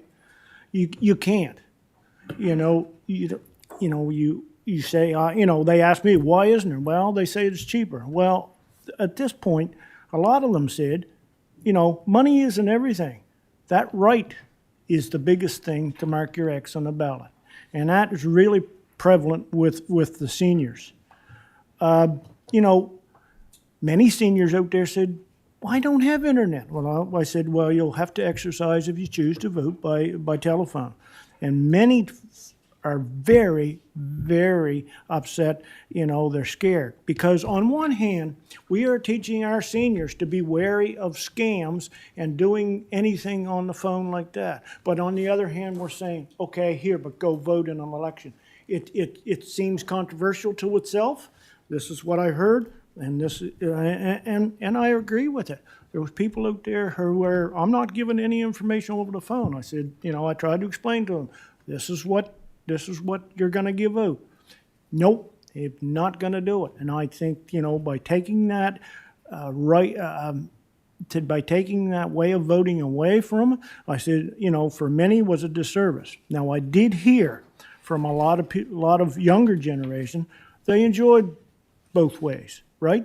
They enjoyed the telephone and they enjoyed the internet. They thought it was easy. But what I heard from many of those young people, we feel sorry for the seniors because we realize that they have a problem with it, and there should have been a paper ballot for those people. Now, this was coming from the young people to show respect. So I voted. I was always in favor of a paper ballot. I'm still in favor of a paper ballot, and it was hard to explain to those people while numerous municipalities had that paper ballot option in some form, they had it, and it was not available in East Hants. That's what I heard out there, and I heard this time after time after time, and so I'm relaying it. And I think that whether the cost is up there or not, they've already spoken, they should have that right. Now, in 4 years' time, unfortunately, there won't be as many seniors out there who are struggling with computer issues, so it will become easier. But a lot of them said also, well, if you want us to vote by internet or by telephone, can't you have a workshop and show us how to do it? Well, I said, well, that's something we'll have to consider for next time, right? So I see it's on here, and I hope that to go out and show people like this is how it works is a good idea. But I still believe, and I truly believe, that we should have a paper ballot and to make it the choices available for every which way you want to do it. I don't know where staff has heard, but they weren't in District 5, and they did not hear from a door. We were the one that's going door to door. This is what I heard time after time after time after time after time. And I can't argue with that. But I felt very sorry for that senior that was pretty near in tears. And she said, my relatives fought and died in a war to have this right to put it on paper. And I could not argue, and that stuck with me, and it will always stick with me. So, my opinion, we did a disservice to many seniors out there by not having that option. And that's only my own opinion. So, that's what I heard. And I promised that I would relay it once, if I was reelected, and I am doing so. Thank you. And also, before I go, enumeration. I do believe that enumeration should be done prior to the next election, because there was people on that enumeration list who were not there anymore, and it just sometimes it wasn't accurate. So I do believe an enumeration should be done. Now, also, I will mention, people ask me, well, why isn't there a paper ballot? And I said, well, I tried for it, but one of the stipulations was what I was told in this council chamber, that poll workers were hard to find. Well, I'm going to tell you, I had 3 people approach me during the election. How can I become a poll worker? So there you go. Thank you. Thank you, Counselor.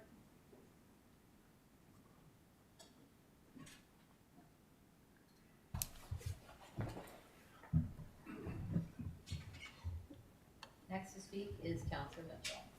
Yes, thank you, Madam Chair. Just a quick question on the birthday calls. Would that have much effect on the final statistics? If you had to correct some or add some? Through you, Madam Chair, no, it's very simple. If somebody calls, usually the calls that we were getting were last election were that because one of the factors to get into the system is your birthday, it wasn't working. So when we figured out their birthday and fixed it, they could get into the system, no problem. Okay. I'm pleased to see that the 70-plus crowd has increased their voting appetite. Thank you. Thank you. Next to speak is Counselor Head. Thank you, Madam Chair. My experience with the election was quite positive. I visited 763 homes, and it was 105 man hours doing that. I've only had 2 seniors that said that they would prefer to have paper ballots, polls to go to. They were afraid of how to vote, and I explained to them how it worked, and I said, you've got 9 days to do it. If sure, a family member would certainly help you, and they were quite happy with that. The vast majority of people that I did talk to were grateful that it was electronic voting. And I didn't keep count, probably 10 or 12 people said that they usually don't vote because they got to go to a poll to vote, but where they can do it from their own home, it was so much more convenient and they would be voting. So I know Councillor Rhino, has mentioned the seniors, and there's no doubt there's a lot of seniors out there that I talked to that didn't mention it, but I think the electronic is a way to vote, and the feedback I got was very positive for the electronic voting, so thank you. Thank you, Counselor. Next to speak is Counselor Tingley. Through the chair, I'm going to move that the Corporate and Residential Services Committee recommend to council that council receive the report, post-municipal election 2024 report, as attached to the December 10th Executive Committee agenda, and place it on file for future planning consideration for the 2028 municipal election. Second. Moved and seconded. Any discussion? Question's been called. We'll go to the vote.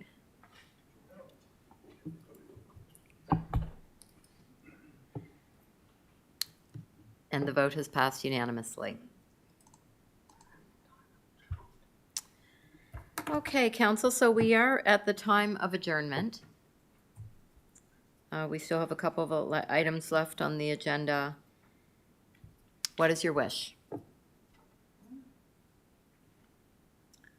We have an 11:30 adjournment today for nominating committee.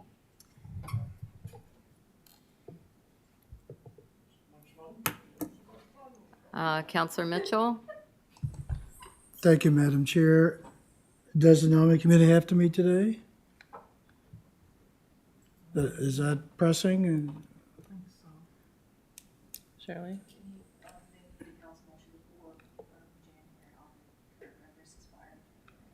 Can you meet before council?